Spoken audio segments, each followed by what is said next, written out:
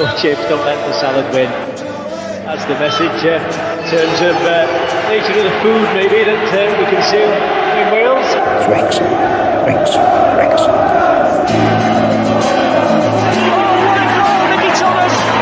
He's done it! The magic middleman, Watkin. Oh, he scored! Steve Watkin has got a goal! Ball breaks for Bowden. It's in early, as Rush likes it, and he'll chase it. He'll collect it. Ian Rush! Bennett, and that's a second for Wrexham. Well, classic, changing defence into attack. Connolly! 1-0 to Wrexham. Carl Connolly's done it. Trundle for options, put it back to Morel. Oh, it's a good save. Oh, no, it isn't. It's in the back of the net. Andy Morel. What a chance! What a goal! What a goal from Hal Robson Carnham! Folks, the wicket kicks up. Something special is happening here tonight. Wales are going into the semi-finals of the European Championship. Wondergate. Ferguson has definitely won it for Wrexham now. And here's Mendy! There's that race-class roll again! Saved by Foster! Wales are going to the Euros next summer. Wilkinson's wonderful Welsh women. Garfield! Wales have done it! They've reached the World Cup! It's him again! Champions! Wrexham are promoted! They have their storybook ending! The first team in history to eat more chips and not let salad win.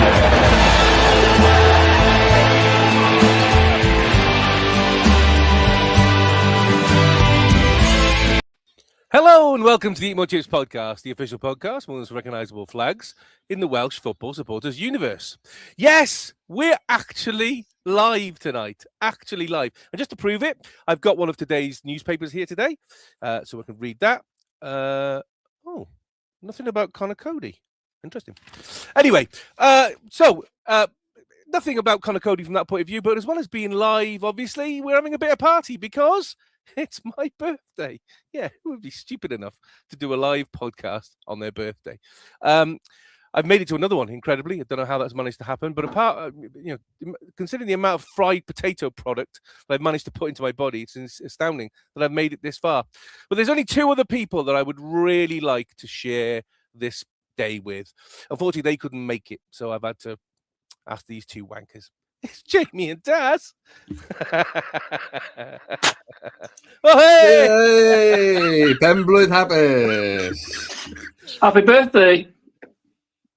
Now, you'll have to forgive me because I didn't make the game on Sunday after all that because I'm suffering with a chest infection. Amazing. So I was laid up in bed watching the game on Sunday. So there's going to be lots of coughing. Yeah, I know. Pretend supporters and everything else is terrible. But gentlemen, how are we live to the nation on a Friday night? The nation? The world. The world. Absolutely, the world. Being that it's a Friday, I'm. Wow! Look at this. He's on the wine. That's a mega wine. That is. That's not just some wine. Thank you very much. Thank you. Just thought I was going to say, yeah. Just thought I'd say hello to some of the people who have managed to join us live tonight. Hello, Scott. Hello, Andy Collins. Hello, Zach. Hello, Richie. Good to see you're here. Hello, Liz Jones. Hello, John. No hot tub, John. With a chest infection, probably not a good idea unless you want the second half of this to come from A&E. Gene. Hello, Gene. Great to see you all. Thanks very much for joining us. This will be the same old crap as it usually is. The only difference being is that it's live. So normally when Jamie makes his faux pas, like that time, Jamie, a couple of weeks ago, when you did a Chinaman impression, which I had to cut out. No. I didn't do a Chinaman impression. I did an impression of Kim Jong-un, or Kim Jong-il, or whatever his name is. So I think he's Korean. So get your facts right. Oh, I apologize. Anyway, whichever one, if I'd have been of Eastern descent, I would probably have been fairly upset.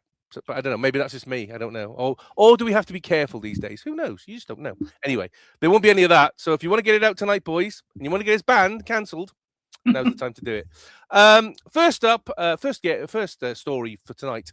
Wrexham Red Dragons are competing in the TST football tournament for a 4th year running in Cary, North Carolina, with them entering a mixed team this year in the competition. The schedules have already been drawn up, with Wrexham taking on Sneaky FC on May the 29th, kickoff 10:15 a.m.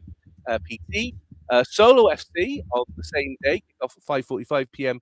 EDT or PT, and Detroit City FC on May the 30th, kickoff 1:30 p.m. PT.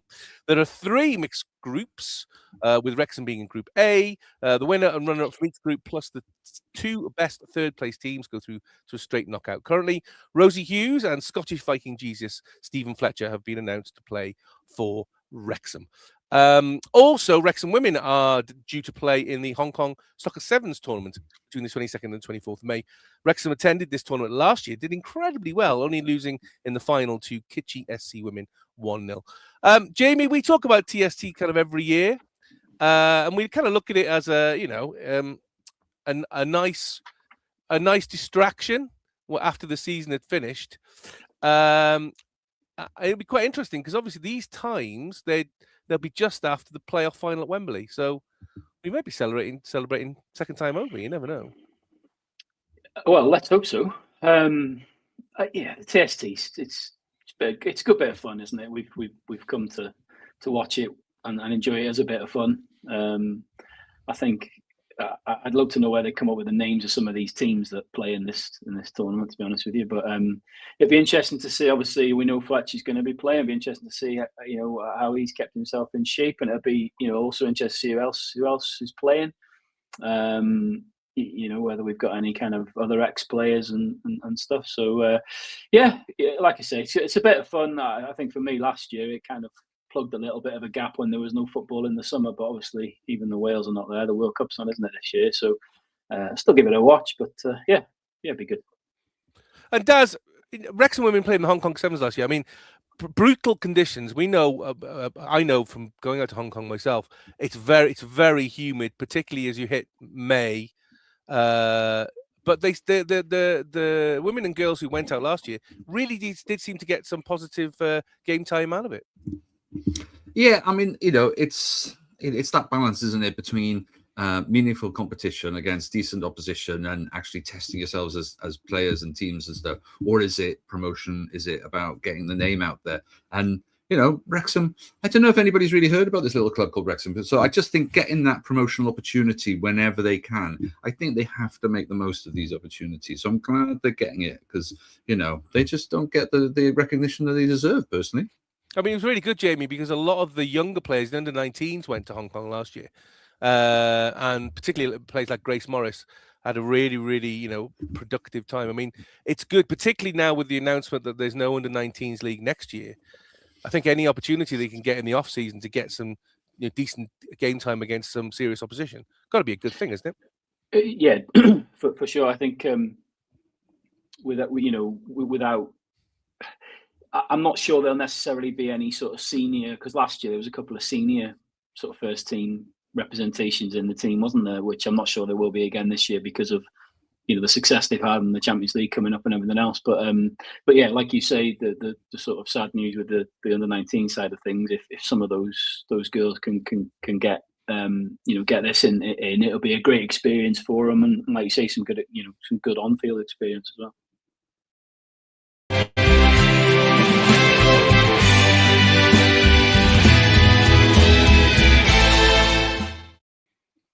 So Sunday lunchtime, and we were all, well, some of us were tucked up in bed, coughing our guts out.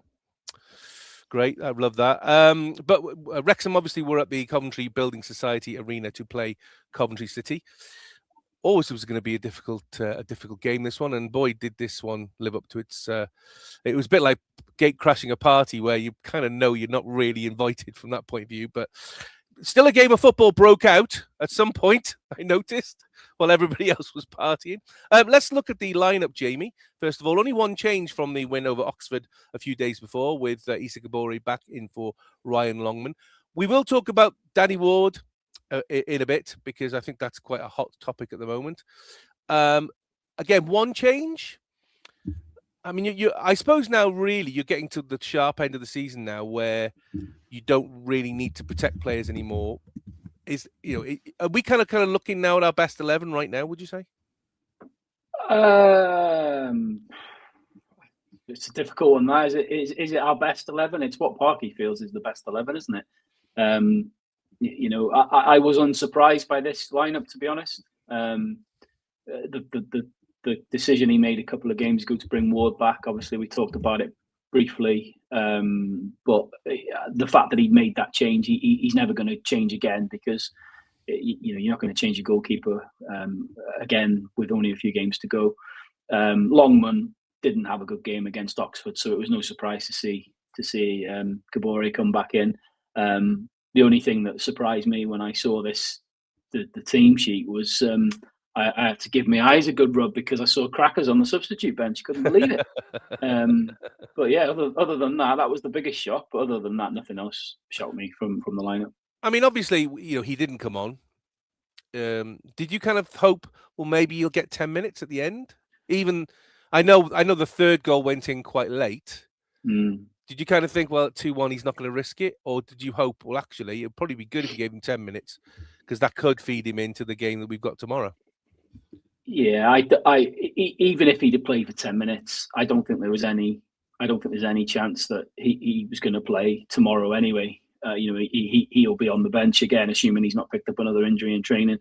And then, hopefully he might have a part to play in the playoff games if we can get there.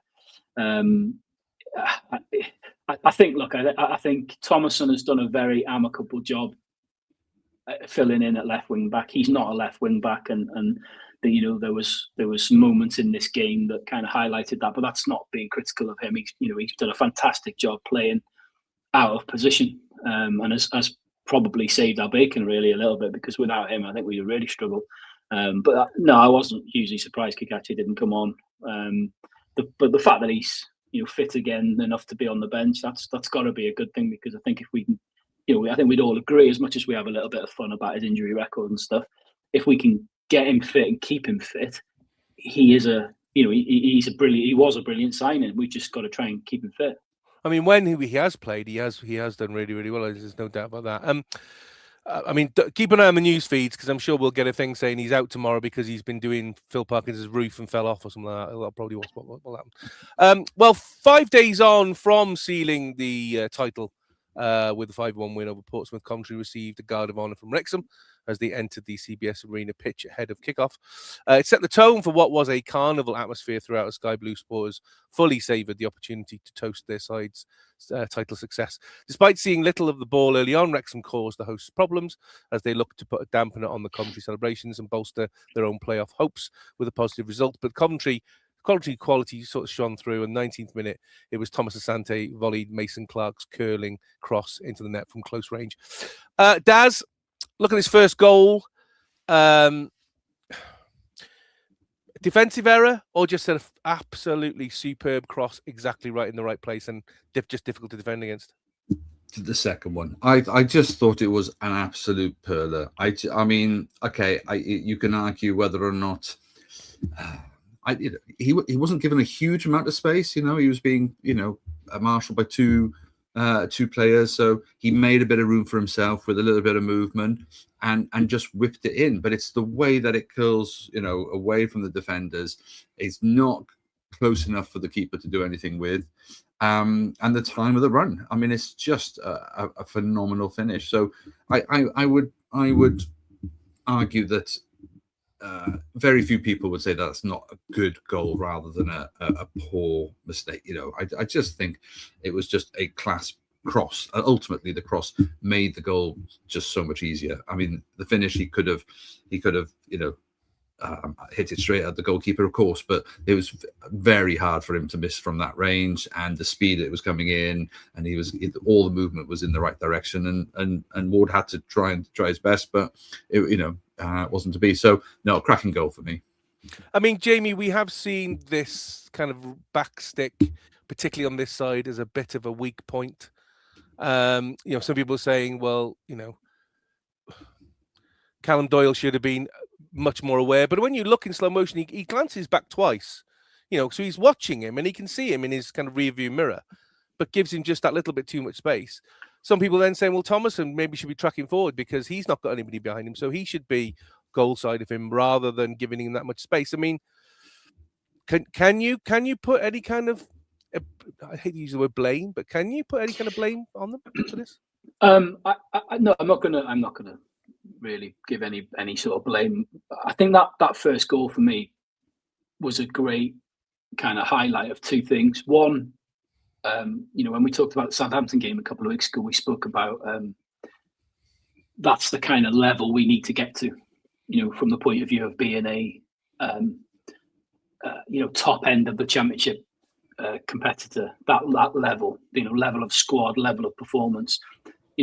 Coventry are the champions, and deservedly so. They've been the best team overall this season, and that their main asset is going forward. They are frightening at times going forward.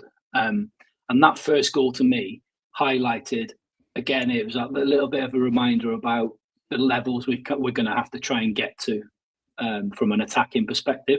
And in all honesty, there were lots of moments during this game when they were going forward where some of the stuff they played was just superb.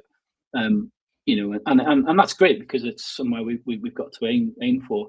But then I think it also was a great highlight of this wing back area for us and it being a bit of a problem. I think Kakachi on the right there. I think we're all probably in agreement that he's maybe not being as consistent as we thought he was going to be when he first pulled on a Wrexham shirt. Again, I think we're probably all in agreement that he's better going forward than he is going back. And then on the opposite side, obviously, like I said before, you've got Thomason, who has done a very, very good job filling in a position that is absolutely foreign to him. But that goal kind of highlighted weaknesses in those two wing-back areas. Kabore not closing the cross down or getting close enough to stop the cross coming in the first place. And then, in my opinion, personally, I think it was more Thomason to blame, because I think if you watch the build-up to the goal, there is a moment where you can see Doyle kind of gesturing like he's offloading. He's offloading Thomas Asante on, to him to cover. So I think that, like you say, I don't want to use the word blame, but I think probably it's more Thomason not tracking the run. But like Daz just said, it was a unbelievable cross. I mean, it's a cross that would cause any defence, trouble, and it was a good finish as well. He just obviously got in the right place at the right time. It was a good finish. Well, the Wrexham faithful were celebrating just 6 minutes later, thankfully. Issa Kabore latched onto another superb George Dobson floated pass, which we've seen before. I still remember that one at Blackpool last year where that pass was just astronomically good from Dobbo. Issa kind of passed it into the open space of the box. Rathbone then came in, drilled it through the legs of Carl Rushworth from 12 yards out, and it's 1-1. Daz, well-worked goal for me, this. Probably the first time Wrexham had managed to put together a number of really, really good passes. And again, Richie talks about it in the comments here about power and pace, about pace and about things that we were told at the beginning of the season we were going to have. And we've never really had. This had pace. It was fast. It was one touch. It was keeping Coventry on the back foot to where they couldn't react, and which led to the goal. I mean, a great piece of play. Yeah, absolutely. And I think you're absolutely right with the movement, that pass out to the wing, the fact that he took it in his stride and then pushed on, pressed on, and to get that cutback. What surprised me was that cutback then found so much open space. I mean, all of those Coventry defenders, there's like 6 or 7 of them, all in a line around the 6-yard line, lead, all the way out to the flank there. Which means once that cutback breaks that line, it was in no man's land. There was nobody there. I mean, there was 2 Wrexham players almost queuing up to take that shot, and obviously Rathbone, wins that battle in that moment. So you've got to give credit to the way that it was worked. The space was found, and how many nutmegs? I mean, I think that shot from Rathbone went through the keeper's legs, but it also went through a defender's legs. I think the cutback was through some legs, so it's got to be the nutmeg goal of the year, really. It's impressive stuff. But I do think Coventry got caught out following the ball, following that, thinking it was going to be a genuine cross rather than a cutback, and that's surprising. So many players fell for it, but it created that space. So obviously your two front men go forward and they're pushing that, and they're drawing the attention of the defenders, creating all that space. And then Ollie's running in nicely late at the edge of the box and thumps it in the way that we know he can too. So I thought it was a really well worked goal. Some gaps, some errors in the Coventry in the back seven, and then but a really well drilled shot. At the end of the day, he connected really well with it, and caught everybody off guard. So that's great. So, and that's the kind of response you want really at that that state of the game after going a goal down to what was a good goal. There's opportunities to you've got to take the opportunities when they came. So nice to do it in front of the away fans as well. I mean, Jamie, do you think, as Daz said, that the fact that Coventry were so flat on defence was down to the fact that Wrexham had kept them on the hop by moving it so quickly, or was it just Coventry for some reason switched off and just? I mean, it could be something things they've been working on in training, with regards to they'd gone to watch Wrexham and they went, well, what happens is Issa Kabore will always put it within this area, so just cover this area, and actually Issa pulled it back instead and went where the space was. I mean, credit to the players, first and foremost for. Not letting that relatively early goal kind of get to them, and given the atmosphere, the carnival atmosphere that would have been from kickoff as well, it would have you wouldn't have been surprised if their heads would have gone down and Coventry potentially would have run riot, but they very much got back in the game very quickly, like you called out at the beginning. Dobson again, as much as I think he's shown us on a few occasions that he has got such a good passing game in him. Probably surprised a lot of us, or if not all of us, kind of how good he has been at this level. Whether he is good enough long term, I don't know. But you absolutely can't question the step up he's made this season into a level that he's never played in before.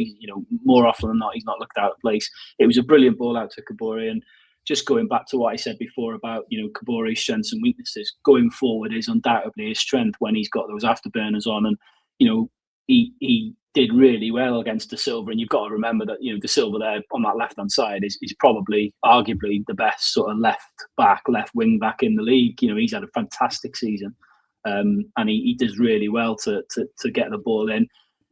Did he mean to cut it back? Did he mishit it? Who knows? For me personally, I'm going to give him the benefit of the doubt, and I think he's pulled the ball back into an area. That's as much as I think he's done. I certainly don't think he's deliberately picked any one person out, but I think he's pulled it back into an area, hoping that somebody will run onto it. And like you say, all the Coventry players were all drawn to the near post, assuming that's where the ball's going to go. Thankfully, there was good communication between Rathbone and Thomason, and fair play to Rathbone. It was a good solid strike, kept it low, and put it in and it went, and happy days. It was great that we got back into the game so quickly. And Wrexham then came agonisingly close to taking the lead just before half time. George Thompson's right-footed strike rattled the post. I thought this was in. I so thought this was in, Jamie. It was again great piece of play. Just comes to Thomason inside the box on his own. He's got the goal at his mercy. Just the goalkeeper. He just can't quite get it on target. Did you kind of feel afterwards? You thought, I just wish that had fallen to Josh Windass, because you really felt Josh Windass probably would have put it. Shoulda, coulda, woulda. You pull your hair out if you try and think about things like that. I think what you've got to do is you've got to be positive about the fact that we carried on pushing. Great move. It was a brilliant ball by Josh Windass, a brilliant threaded ball. And to be fair to Sam Smith, again, probably in the same sort of bracket as I just talked about Dobson, about stepping up to this level. Again, I think Sam Smith has done really well stepping up to this level, and his involvement in that move, even though I don't think he touched the ball, was amazing, because the ball to him from Windass, and he showed really, really good strength against a top quality defender to just allow the space there for Thomason to come onto. You know, look, it's with his weaker foot, and he can't do much more. You know, he's tried to nestle it in the bottom corner to beat a fantastic goalkeeper, and he's just unfortunately got it the wrong side of the post. I did think it was in, but unfortunately it just, you know, it bounced out and it wasn't to be. But God, no, I'm not gonna, you know, it'd be easy to say, oh, I wish Josh Windass was on the end of that, or, you know, well, would you rather Lewis O'Brien on the end? No, definitely not. No, definitely not. No, absolutely not. No, without a shadow of a doubt. Poor Lewis. Sorry, Lewis O'Brien. Obviously, Danny Ward pulled off a crucial one-handed save to keep out Coventry top scorer Haji Wright with a goal-bound header 10 minutes after the restart of the game, as it remained finally poised. Wrexham survived another scare when Van Uyck was unable to capitalise on Dan Scar's overcooked header back to goalkeeper Ward midway through the second half. I mean, well, again, I don't want to get too far about ourselves, because we have a bit where we need to talk about Danny Ward. But it's amazing how many people, and there's in the picture there, bottom left is that save. Amazing how many people forgot that. You know, strange, isn't it? That lots of people talking about, you know, maybe Danny Ward's got weak wrists, maybe Arthur would have saved this, maybe Arthur would have saved that, absolutely. But people have surprisingly forgot about that bit. He's a good shot stopper. He's a good shot. You know, he always has been. You know, when he was Liverpool #2, when he went to Leicester and the big money because they thought Schmeichel was leaving, all of that. You know, there's reasons why he made the grade each time, and he's got a good track record in penalties and things like that. So, you know, we know. I don't think it's the wrists or anything like that. It comes into it. I think you know, on his day, alert, and he's got.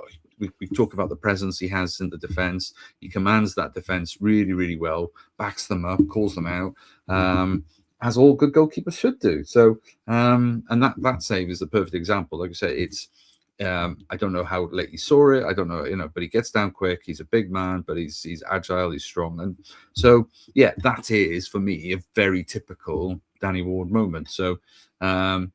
Yes, he may have others, but that they are plentiful in any game, and I've seen that firsthand, you know, dozens of times for Cymru. So, yeah, the people. I think maybe you're right. Maybe people do have short memories. And Jamie, Dan's having a bit of a brain fart. I mean, I absolutely have my heart in my mouth when he just kind of did a kind of glance backwards, thinking, "Oh, it's all right. Danny's going to get this," and then, you know. In nips of Van Uyck, and just like a jackrabbit, and you're thinking, oh, you know, and you're kind of thinking you don't mind losing the game if you're being outplayed, but that would have been a travesty, I think, if we'd have just handed them the ball and say, yeah, go on then, score a goal. Yeah, it would have been a poor goal to concede. It was an uncharacteristic error from Dan Scar, because, you know, although he's not, you know, he's not got the footballing ability of Callum Doyle, for example, you know, but what he is he's a very, very solid defender. And since he's come back into the team, he's done really well. It was just a miscalculation on his part. And, you know, to be fair, it happens. Thankfully, nothing come of it. Like you said, you know, if that would have resulted in the second goal, you know, we'd have been really disappointed with it. But, you know, I'm sure he was as frustrated as anyone about it, because it was a poor mistake to make. But yeah, you know, it happens. And Wrexham spurned a golden opportunity to go 2-1 up moments later. Josh Windass's perfectly weighted through ball found striker Sam Smith, whose effort was blocked by the onrushing Rushworth. Daz, Rushworth is a very, very good keeper. You know, he's on loan from is it Brighton or Bournemouth? I can't remember. Brighton, yeah. He's a superb goalkeeper, you know, and Coventry, I think, will be hard pushed to keep hold of him if they can't buy him for their Premier League campaign. Sam Smith is a very, very good footballer, and he's great at these kind of things. Was it just one of these times, Daz, where you just think, yep, he pushed it too far and just didn't give himself a chance? Because obviously we have seen, particularly at the level of the Premiership that you watch, you know, dinking it over the keeper or rolling it around the keeper, which you don't get that so much anymore. But it was just a case of, it just felt like Sam was just going to go at him and take the shot at the last minute and hope. Yeah, I mean, I think going back to your first statement, which is the quality of the through ball from Windass, wasn't it? Yeah. So that I mean, you've got a bit of a dummy run going as well, taking a defender away. So we've got to acknowledge that. But the through ball was so well weighted that it begged the question. I'll just take the strike when But the goalkeeper rushes so quickly. He sees the danger so early. Brilliantly positioned, really makes ask the question: if you're going to have to get past me, then it's going to have to be a quality finish. And yes, the in hindsight now, the option would have been a dink because he's so far off his line, but he is a tall guy, and he's so close that I sometimes feel that the ball needs to be at a certain pace so that you can take the pace off it to be able to lift it. So. Yeah, in hindsight, you could say that was probably the choice shot, but he's seen the ball coming through. He turns. He's suddenly got a goalkeeper in front of him, and his natural instinct is to side foot it around the goalkeeper. So he tries his best. It's a good save. Keep it as in it's a good bit of goalkeeping. Whether or not he had the capacity to take it round, I think it may have needed a little bit more pace on it, so that he could just touch it and go, or touch it and round. I think maybe I'm just trying to be kind to Sam Smith, really, but it's just it didn't lend itself to me to being a very easy take and go round. So people might disagree, but in hindsight, I think the dink would have been the shot. But that's still a skill, and when you've been running at that speed and you meet the ball at that pace, it's a very different position. You've got to get your standing foot really. It's just a whole range of technical skills which you've got to think it through very quickly. And I know, and I suppose a lot of people will argue, but that's what these guys are paid the money for. That's why you buy this kind of player, but. That's perhaps not his natural game.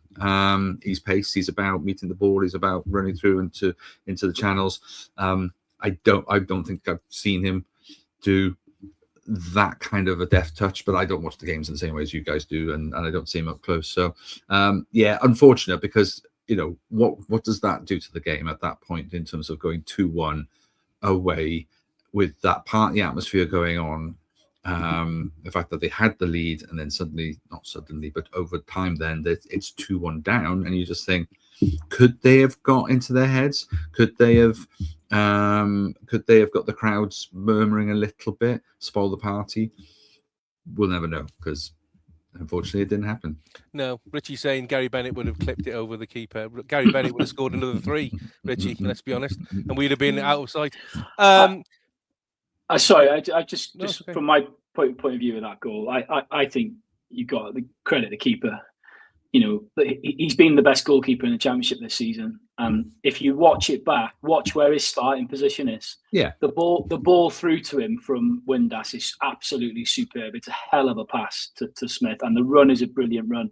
I think the goalkeeper's starting position is what means he has to take it quite quickly, because he's pretty much on him straight away as soon as the ball's at his feet. I think if the goalkeeper's sort of further back in his 6-yard box or close to his line, and he's got to come rushing out when Sam Smith's got the ball at his feet, I think he probably does do something different with it. But I wouldn't fire a lot of criticism at Sam Smith for that. I think the goalkeeper actually produced, even though it wasn't necessarily a spectacular save, I think it was a really, really good stop by the goalkeeper because of his positioning. Well, Wrexham were made to pay for not taking the chances that they created. 80 minutes. Former Coventry defender Dom Hyam fouled Mason Clark. Jamie, Coventry have the most goals from set pieces in the Championship. So there's a red flag right away. Was this a foul for you? Because I watched it once and I thought yes. Then I watched it again and I thought, well, it's a bit weak. And then I watched it again. I was like, actually, no. I mean, was it a foul by Dom Hyam?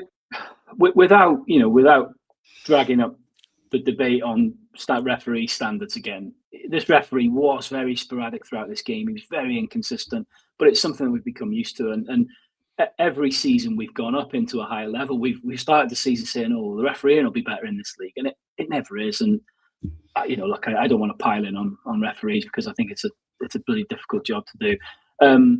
it's really hard. I've watched it from a couple of angles, and I'm not 100% sure, whether it's a soft one to give away. We do seem to give a lot of free kicks away in and around the 18-yard box, which is dangerous. And like you say, against a team like this who've scored the most from direct free kicks. But I don't know. I think when you look at Domheim, you look at Dan Scar as two, for example. I mean, I suppose one of the maybe the weaknesses in their game, if that's the right word, is maybe their speed to kind of get into a tackle can sometimes be a little bit slower, and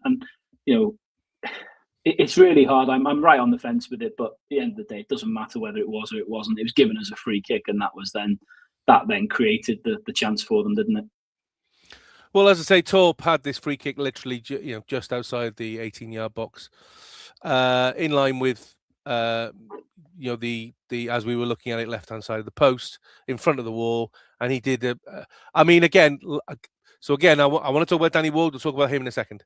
I thought it was a superb free kick. The actual technique of that free kick, Daz, was perfect. It was up, it was down, within 19 yards. It wasn't right in the far corner, and I think that's where some of the criticism of Danny Ward has come from. But it's set. Yes? Well, I think because it's not in the top corner, it's why I'm going to actually sort of defend Danny Ward a little bit for one part of that goal. So you're right. The technique up and down over the wall is great. It's really good because it's often it's about not always about pace, not always about hitting it hard and stuff like that. Sometimes you have to take the pace off it to be able to get it to drop down. And he's put it in the corner to the side where the wall is. That's the wall's job to try and block it. So in many ways, the goalkeeper's half of the goal is his job to defend, and the other side is protected by the wall. So if you're going to score in the left-hand side of the goal, you've got to get it up and over. But if you watch it, there's a little bit of a swerve just to begin with it, and obviously it's coming down.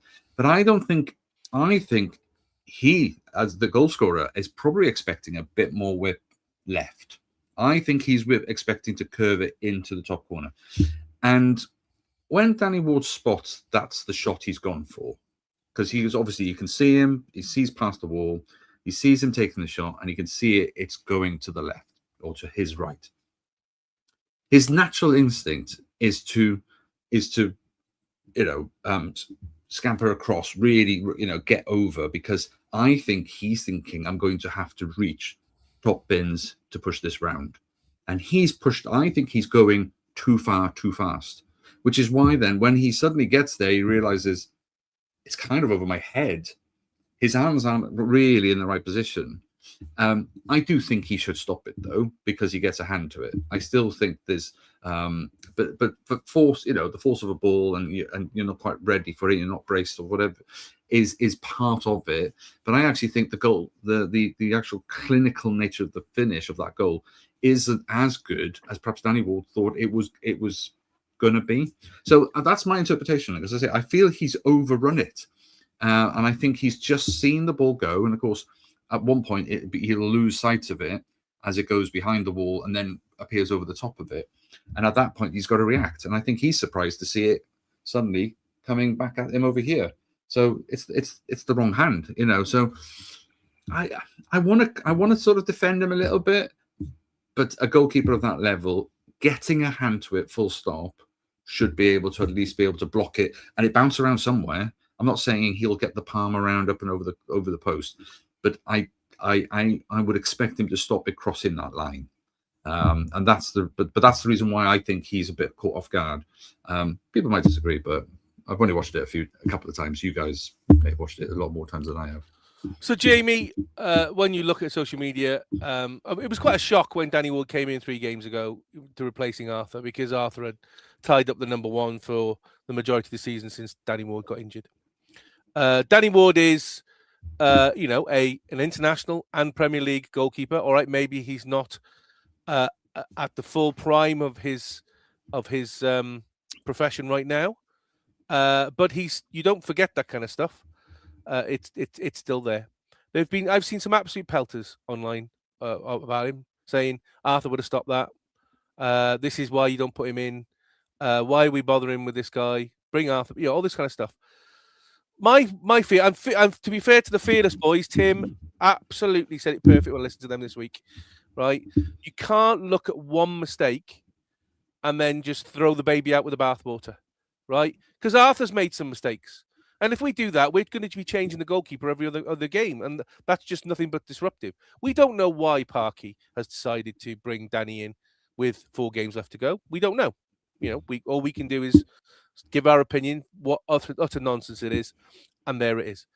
I have been a little bit dismayed by some Wrexham fans talking about Danny Ward, and particularly at this time where we really need everybody behind the team, because we're going to, we'll talk about Saturday in a bit, but we need to be behind everybody. The one thing you don't want if the keeper who's coming in is to basically take pelters online from people.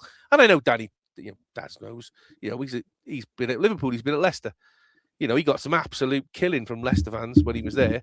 He's got a thick skin, but still, why are we doing it? Why are we trying to bring down our keeper at the very, very time we need his confidence to be sky high? It's a great point. We've all got our opinions on the goalkeeper. We've all got our opinions about Arthur or Danny Ward. I said it from my perspective. I felt Arthur was harsh on Arthur to drop him. I still have that same feeling. But I have absolutely no issues with Danny Ward being in goal, because, like I've said a few times, he's ultimately an international goalkeeper. But you are absolutely spot on. Now is not the time to be piling in on any player. And to be fair, I don't think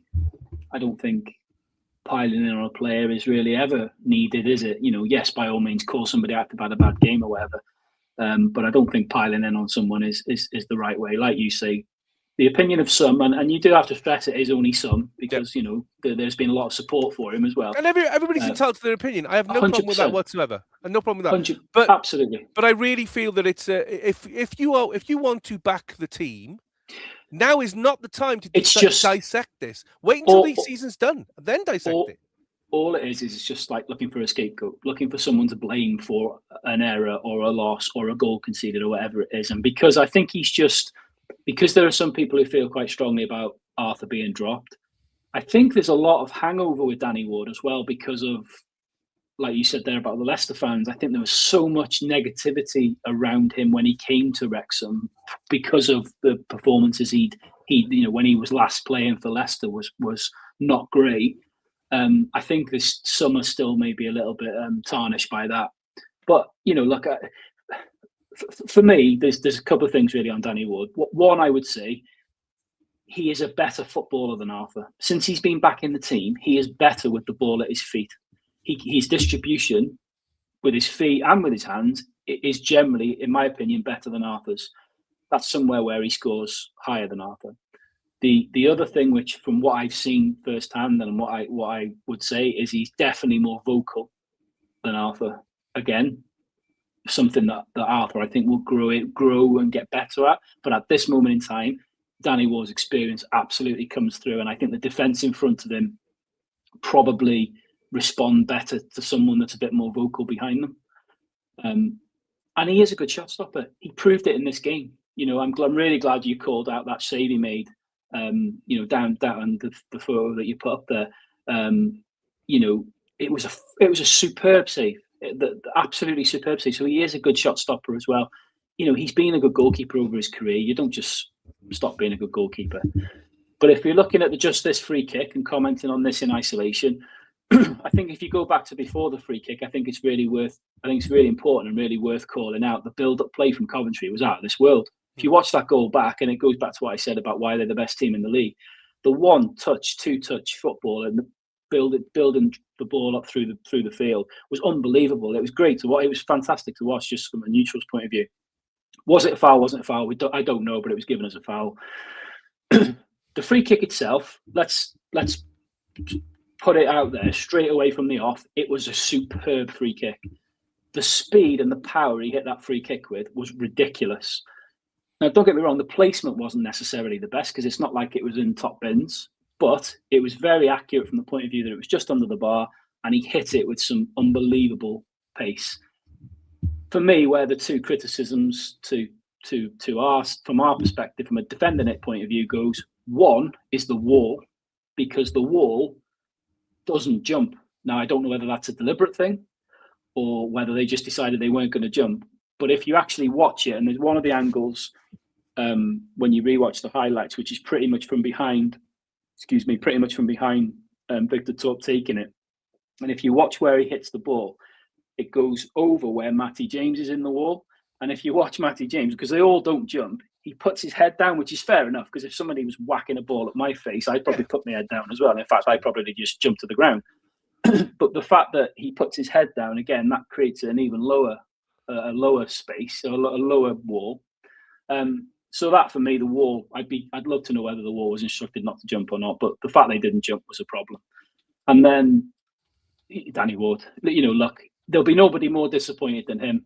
I think Daz makes a great point, and I think possibly the flight of the ball and the little swerve towards the end possibly does kind of means he misjudges it slightly. But when you watch it back, he gets a really good hand behind the ball, and he'll be as disappointed as anybody that he didn't keep it out. But you have to remember that ball was absolutely whacked by Victor Thorpe. It was a great free kick, and it is what it is. Well, Wrexham then were 2-1 down, and you kind of had the feeling that the stuffing was knocked out of us a little bit. Defender Scar and substitute Kiefer Moore both headed over on the away side late on. Jamie, I'm going to come to you first before I ask Daz this. Obviously, we had subs, including Broadhead and Kiefer. For me, they did nothing. They weren't impact subs. They didn't improve the situation. In fact, if anything, they made the situation worse, because we lost any attacking threat that we had. And that kind of header right at the end of Kiefer Moore basically summed it up for me. Where I love Kiefer Moore. I'm a Cymru fan, same as you two are Cymru fans. When he pulls on the Wrexham jersey, he pulls on the Cymru jersey, whichever one it is, doesn't matter, right? But for me, he's been so far off the boil since he's come back from injury. I'm wondering whether he's still playing with an injury. He's only scored one goal this season. Yeah, you can't have your key strikers. No. We've been fortunate that other people have been filling in, but you can't have your key striker not scoring goals, because you're not going to win anything. This calendar year, like you say, he scored one goal this calendar year. Compared to the first half of the season, it's been night and day, hasn't it? He's not really been a threat. He's not really been the same player since January. And thankfully, Sam Smith has stepped up in the main and has delivered. It didn't have the impact you would want. He hasn't had an impact in recent games at all, to be honest with you. Like you say, whether he is still carrying injury, whether he is still fully fit, who knows?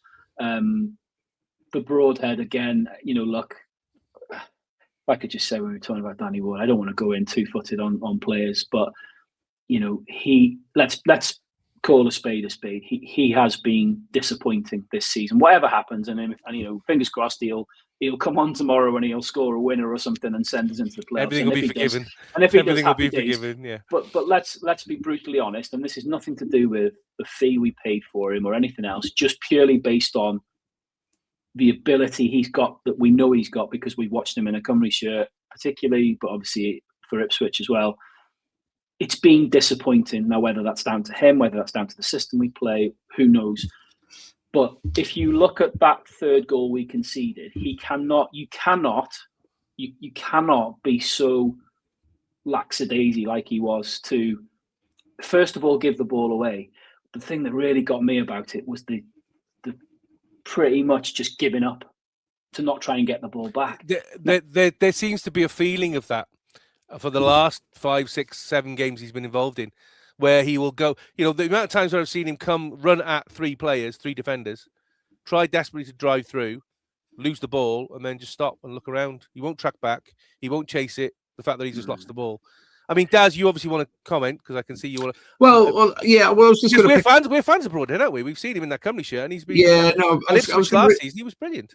Yeah, listen, I was going to rewind first to Kiefer because I do think with both players, to be fair, when you said that they both came on and they were ineffectual in terms of that impact, and maybe Kiefer from before Christmas to before the window, I think the team has evolved a little bit, certainly since some changes were made around the transfer window and I think post New Year.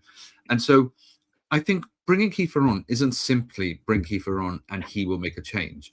You have to change the players and the formation around him. He's a different kind of player. We know that from watching Page try to use the best out of him, and for Coventry, and actually Bellas can get a lot out of him, but you have to change the players around him or the tactics and the strategies. Now, again, without watching the game in full detail, I wouldn't know whether or not that seemed to shift.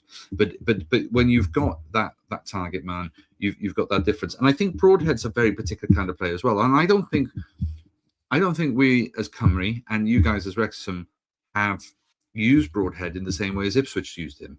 And potentially that's him not necessarily not being good enough or not being a good player. Again, he's just a different type of player. I think we've commented before about the fact that he doesn't get enough game time. I think we've talked about that. He doesn't get game time for his national side. He doesn't, and if he's not getting game time for Wrexham, then is that a classic case of some players that it's a confidence thing. You need to be playing regularly. You need to be able to have the faith in the system and the manager have faith in you.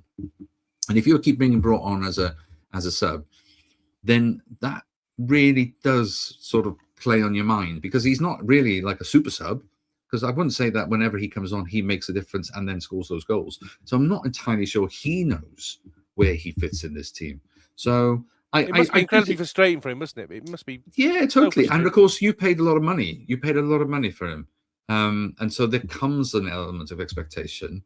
And even he, I feel, it wants to make the difference because he's come and joined the up and coming Welsh side. Being a Welshman, why wouldn't you want to be part of this project? So I do think I do think that I don't know if it's Parky, and I don't know if it's tactics. I don't know if it's the players around not adjusting quickly enough. But when he gets his moments, the one thing you always say to a striker is that limited game time. When you get on the field, you have to put the graft in. You have to show why the manager's made a mistake to put you on the bench first. And it feels to me that energy, that hunger, doesn't seem to be coming through. Like I'm busting myself here because I've only come on for the last 20 minutes, which means I can use all of my energy in a full 20-minute stint. The thing is for that, with I think it's worth mentioning as well that he has had moments this season. If you look back over the course of the season, he has had some special moments where he scored some good goals. He's had some good games. He has had moments. He's just, I think, overall, you'd have to say it's probably been a disappointing season. You're right. Maybe he cuts a figure of being very frustrated, possibly because of the lack of game time, possibly because he's been played out of position. But either way, that's on him. That's on him.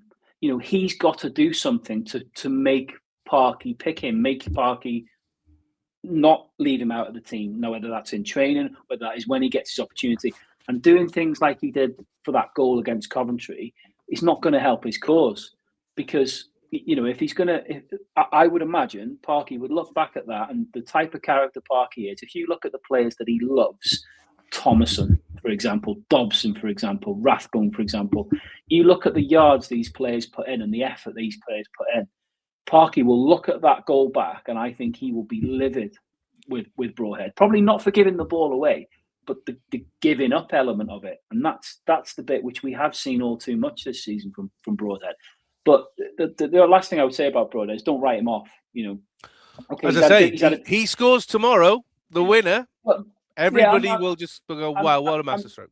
I'm not just necessarily. I mean, if he does that tomorrow, happy days. But I'm not just talking about tomorrow. I mean, like going forward into next season. I think we've seen it before with players where they've gone to a club for big money, and initially it's been a bit of a damn squib, but then they've come good. And I think he's definitely got the potential to come good in the future. We just got to try and find a way to get the best out of him. I mean, we have to do something, don't we, Jamie? Because he's on a long-term contract. We've paid we've got to make it work. Money for him. Can't just kick him to the curb. We've got to try and get him to work within whatever whatever we're doing. That is a big problem that comes with, one of the big problems that comes with going up the leagues is now you are paying fees for players, and big fees for players, and the package around the salary and everything else. We've got, there's going to come times where we're going to have to make it work. In the past where we've maybe signed a player we probably haven't paid a fee for, maybe on decent money, but it didn't work out and it wasn't too much of a problem. They could just kind of drift into the shadows. But when you pay them, when you're dealing with the kind of money that you are at this level, you're going to have to, you're going to have to try and make it work. And I'm sure they will and they can. But I think I think whatever happens, it's been a disappointing season from him. Well, Mason Clark did notch Coventry's third goal in the 4th minute of added time to seal the victory. Wrexham finished the week 6th in the Championship on +1 goal difference from Hull, moving into the key game this weekend. You weren't annoyed to see the third goal, Jamie, going in on a certain level. You're going to make me sound like a right shit house here now. So, full transparency, at 2-1. I was doubly angry because we were going to lose the game, as generally, and I knew that Daz had predicted 2-1 for the game.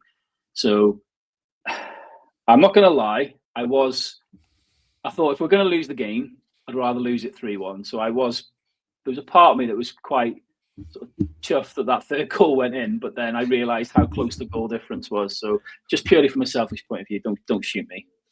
90 plus 4. 90 plus 4. I mean, come on. As his eyes were lighting up, going, "I'm reading the true prediction. The true prediction was 2-1. I've always loved Nathan Broadhead. I've always loved him. I mean, Jamie, let's take the chip shop out of this for a second. Yeah, absolutely. Is that going to hurt us? Because we had a +2 goal difference, and now we've got +1 goal difference, and every goal now on Saturday is going to make a difference. We'll talk about permutations in a bit. And you need a physics degree to work out exactly what may or may not happen with regards to that 6. Ask me again in 24 hours. It might do. I mean, look, if we end up missing out tomorrow because of by a point or 2 points or whatever it is, that'll be frustrating. If we miss out because of goal difference, that'll be really frustrating, because there have been occasions. I mean, think of a recent one. You go back to that Stoke game a couple of weeks ago where we won 2-0, but I think a lot of people said we should have gone for the jugular with them because they were just they checked out. Stoke had just completely checked out. We're on their holidays already, and we should have taken something like that, opportunity like that to really try and put a third, a fourth, a fifth goal in, and we didn't really. Press the pedal. Look, I hope not, but it is that close. It may be a factor tomorrow. I don't know. We'll have to wait and see.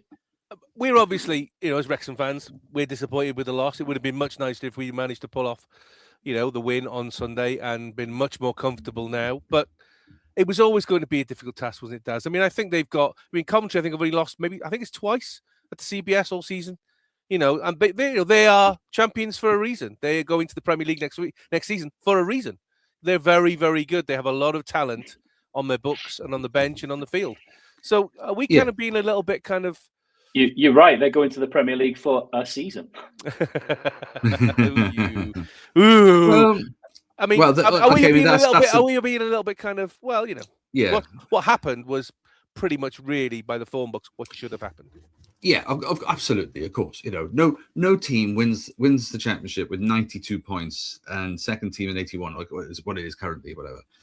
So you got a 10-point lead at the top, still a game to go. You don't win the league like this without having that quality. So the form book should say. They are also not lost a game in however many, a few draws, but won the previous. So everything screamed Coventry win. So you can't beat yourself up about it. But their team is a well-oiled team. And they have got players. I mean, they have obviously. It feels like that's been a project brewing for the last couple of years, and they have got the players in the way that maybe Wrexham's trying to do now with some certain players that you brought in. That they are looking at a 2-year, 3-year sort of project, which is consolidate and bounce and move on. And we keep talking about this. Is this too soon for Wrexham to try even contemplate going up into the next division?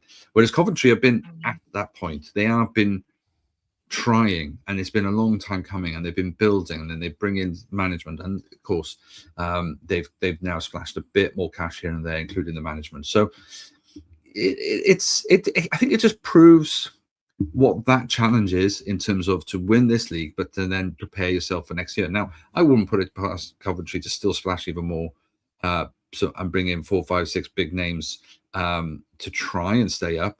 Sunderland have done that. Leeds have done that, but I do think Coventry have a core of players that are decent. Whether or not they're Premier League level, it remains to be seen, and it'll be interesting to see the same if it's Ipswich or whoever goes up has the same mentality. And of course, Frank could go off to Chelsea. There's strong rumours that Coventry could lose him before they even kick a ball. I'm glad you said that, right? Because I know before we started recording, you asked about Bellamy. Is there any chance of him going to Burnley? I tell you what, I think it wouldn't surprise me if Frank Lampard goes to Chelsea, and I wouldn't be surprised if Coventry go sniffing after someone like Bellamy, to be honest with you. And I think that'd be more appealing than a Burnley. Yeah, no, I get your point. So, I mean, if we're talking, okay, so I'll pick up both those points. So the first one is going to Chelsea. Who wants to go to Chelsea? I mean, he's been there already, hasn't he? He's been there. No, I know, but terribly. It feels a very different club from the one he was at before. Mm-hmm. The ownership as it is now, it's a different ownership because the Russian money's gone, and they've it's a different vibe. Yes, they've got some young players coming through because they had all of those bans, transfer bans, and so they had to build a squad in a very different way. But it feels very disjointed. Okay, I appreciate that they've done well in the cup and they've had moments, and I take all of those points, but it does feel like yet an unproven environment, and maybe it takes a Lampard to come in and be a club legend and then settle the ship. But I also feel like Coventry's been this project, and wouldn't you want to go into a Premier League season with the players that you're familiar with a setup you've built, and a playing style, like you said, who are way better than anybody else at the moment in the Championship? Don't you want to have a go at that and prove yourself rather than the big money? I think the problem is that the quandary that he might have is, will he want to run the risk of Coventry just being like Burnley this season? And then, that kind of... But that's okay. I think that's okay. I don't think that blemishes his managerial career. You only have to look at Company in the way that he did with Burnley. And I just think with resources, you can demonstrate how good you are, whatever. When he gets to Chelsea, he's going to have to prove himself, or he'll get sacked, because he's got all of that money and his quality players. And if he doesn't do well with them, if they don't make Europe next year, he would be out anyway. So why not go up with Coventry? And people go, well, fair play. You gave it a good shot. It's Coventry. They're a Championship side. And we have seen some excellent managers Chelsea have just kicked to the curb. Some absolute top cream of managers just treated like dirt. Hey, I go to Chelsea. They give you a 16-year contract and then sack you after 3 games, and then you get a big payout. I just want to see Garnacho go to Millwall and get his head pummeled in, because that would be hilarious as he tries all the antics that he tried with us. It would be hilarious. No. So I think that's the point where nobody will see him as a poor manager if he doesn't keep them up. It's a bit like Burnley now. Former, what's the guy? Charlton. Nathan Jones. No. But who's the Burnley manager now? Scott. Well, he's just been sacked, hasn't he? Yeah. He left just today. Yeah. Scott Parker. Yeah. And I still can't decide whether or not he's a good a manager, but nobody necessarily is expecting him to have. I just feel like there's level of expectations, and then there's Chelsea and your Man U's, and you only have to look at what Man U went through with their revolving door of managers, and I just think once you get to those big clubs, it's a different game. Second point was whether or not we thought Bellas would leave. and we're naming here, so obviously Burnley, which is a former club of his as an assistant manager. Yep. Coventry is a former club of his as a player back in the day. There's talk of him, would he be tempted by Celtic? Because obviously he had a very successful period there as well. So it's all the clubs that you always go through the legends and the previous and all of that when the vacancies become available. I still think Bella's. I'm optimistic, and maybe it's rose-tinted version of this, but I actually think that because the Welsh project culminates for him, I think it is 4 years, and I think it culminates in the Euro games held at home. Yes. And I just feel like, who doesn't want to be the manager of that? Absolutely. Leading out your own side at the Principality. In the opening game or whatever it's going to be, I think he's got enough currency, enough credibility that people will wait for him for 2 more years. He's not going to miss big jobs. He'll miss big jobs. Of course, jobs will come and go, but he's not going to get, he's not interested in the big jobs. We'll stop offering. 2 years' time, okay, depending on how Cymru do, and assuming they qualify, assuming they do reasonably well, he's going to be a hot commodity, and he'll be able to get a pick of a good number of clubs, because every summer there's clubs, managers going around, and I just feel that the project that he's on at the moment, he's invested his natural instinct as well. Just all the interviews you hear about, he's got this Welsh way that he wants to embed into the way that the coaching system has done as coaching training. He wants to embed it into the youth squad. He wants to embed it. He's been working with Wilco. He's been talking. It's more than just a job for a window, whether a small period of time. And I just think that the destination is going to be. He's going to be too focused on that, and he's young enough and early enough in his career that those opportunities will come again. Absolutely certain.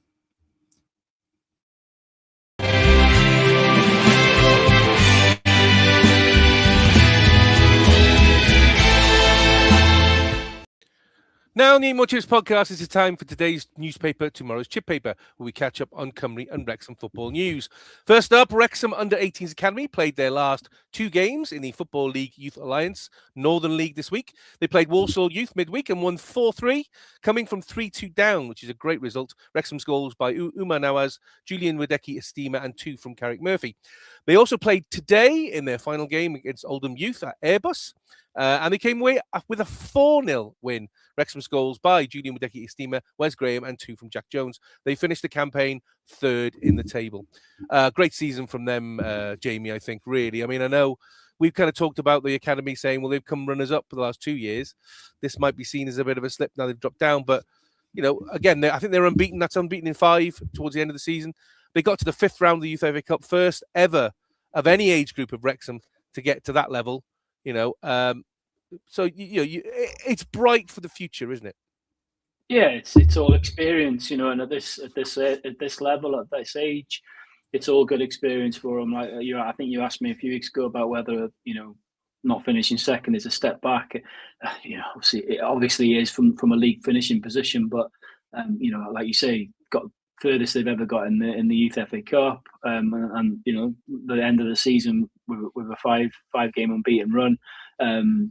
There seems to be some genuine talent in there. So whether any of that will transfer through to the senior team in a few years, I don't know. But look, I don't think anyone would be beating themselves up over finishing 3rd. And as Richie has said on the comment there, hats off to Craig Knight. I mean, this has been a bit of disruption for the academy, hasn't it, Daz? Because they've had a new head of performance, they've had a new technical director. There's been lots of things going on behind the scene. Obviously, Darland is continuing to be improved and changed. So it's not as if it's a kind of a nice, quiet, calm sea. There's been a lot going on. So for them to be turning out these kind of results and doing what they're doing, is really impressive. Yeah, and those are, like you said, they're not easy circumstances, and I'm pretty certain that all the other clubs around are also aware of the change.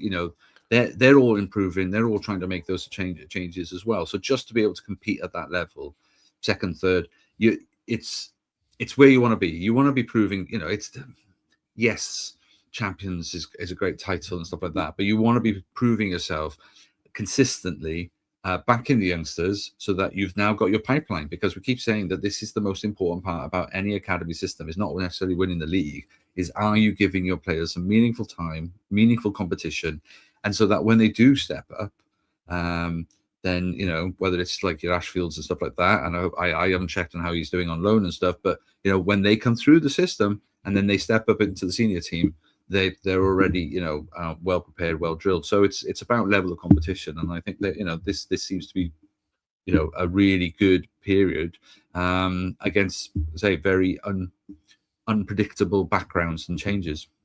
I mean, Jamie, as we said, this is great. Under 19 is great, but for me, the one key bit we're missing at the moment is an under 21 squad.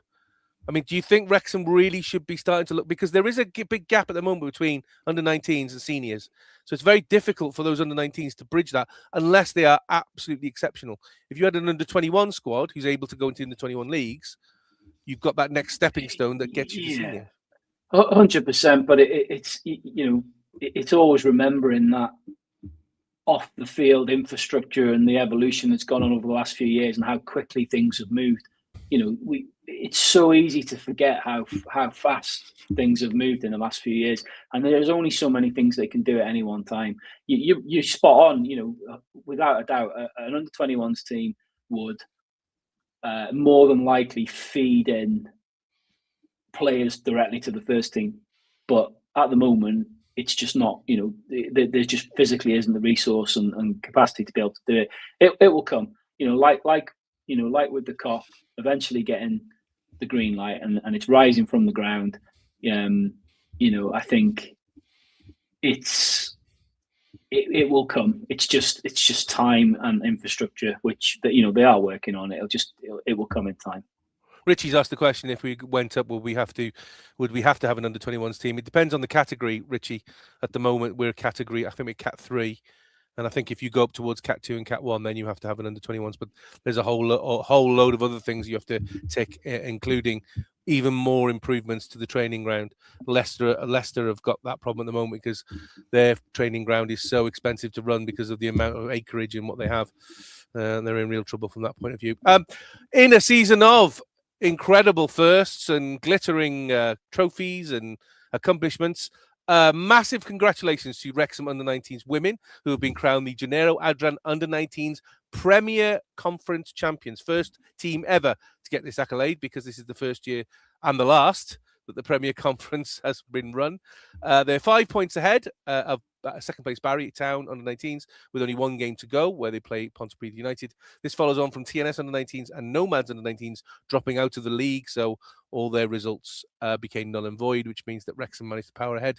Wrexham add this new title, national title, let's not forget, because it is North and South teams, to the two previous Gennaro Adrian under-19s North titles that they've got in the last 2 years. I mean, Daz, massive congratulations to Gaz Owen, Wrexham legend, and the squad for what was a flawless campaign against a very, very changing sea of what was happening with regards to under-19s and the difficulties that particularly the North have had.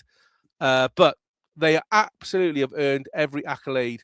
My fear, and I know that this will open another Pandora's box and we don't have time to discuss this now. My fear is that the talented players that we now have here, can we keep them? Because we're going to have to fold them into our senior squad.